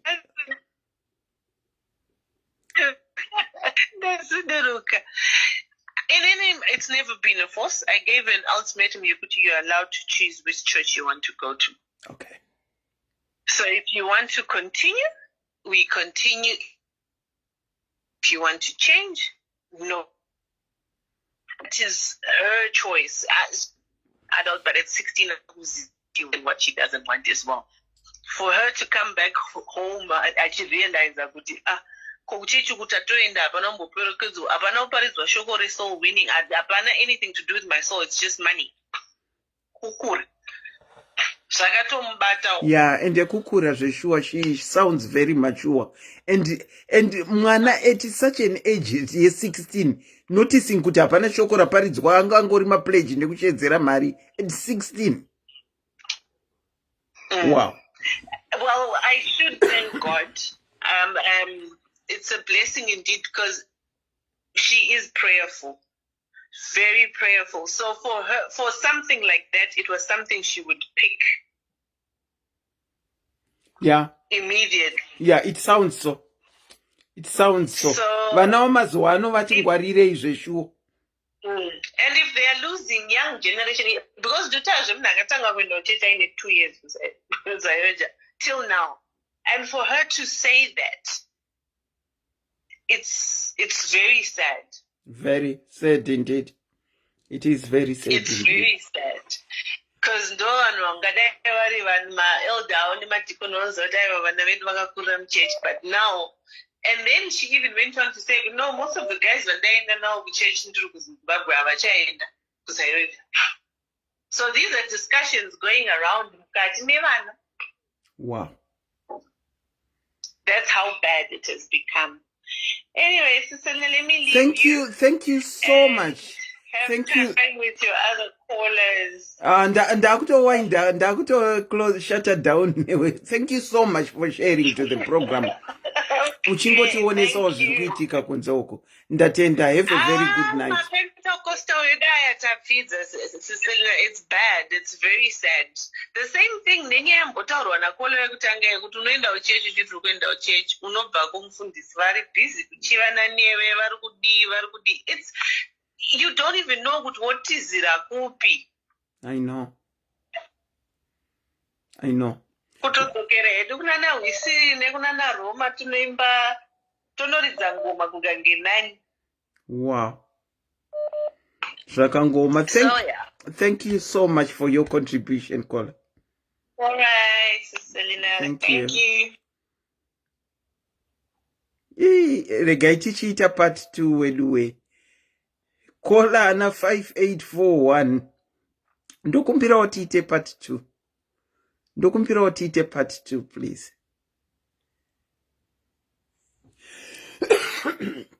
I think we'll have to come back with part 2. It started off some of the things that were being said. And also, is it really happening? But when you get first-hand information from vanhu vanoti vakakurira mazviri, and they've seen a shift from what it was and the exaggeration that is there now, it is sad. Hosting team, brother vangu avavati, he wasn't quite sure. He's still hoping, although van a business now, he was still waiting for my blessings kuti auye. Akumana pa butsu pandinetsa pa kunopukuta butsu. Kunowaridza bedding yemu hotera. Mononzi tengai bedding yekunowaridza mu hotera. Koma saka madi kuvararisa kumba. Why put them in a hotel and buy bedding for a hotel to make the beds in a hotel?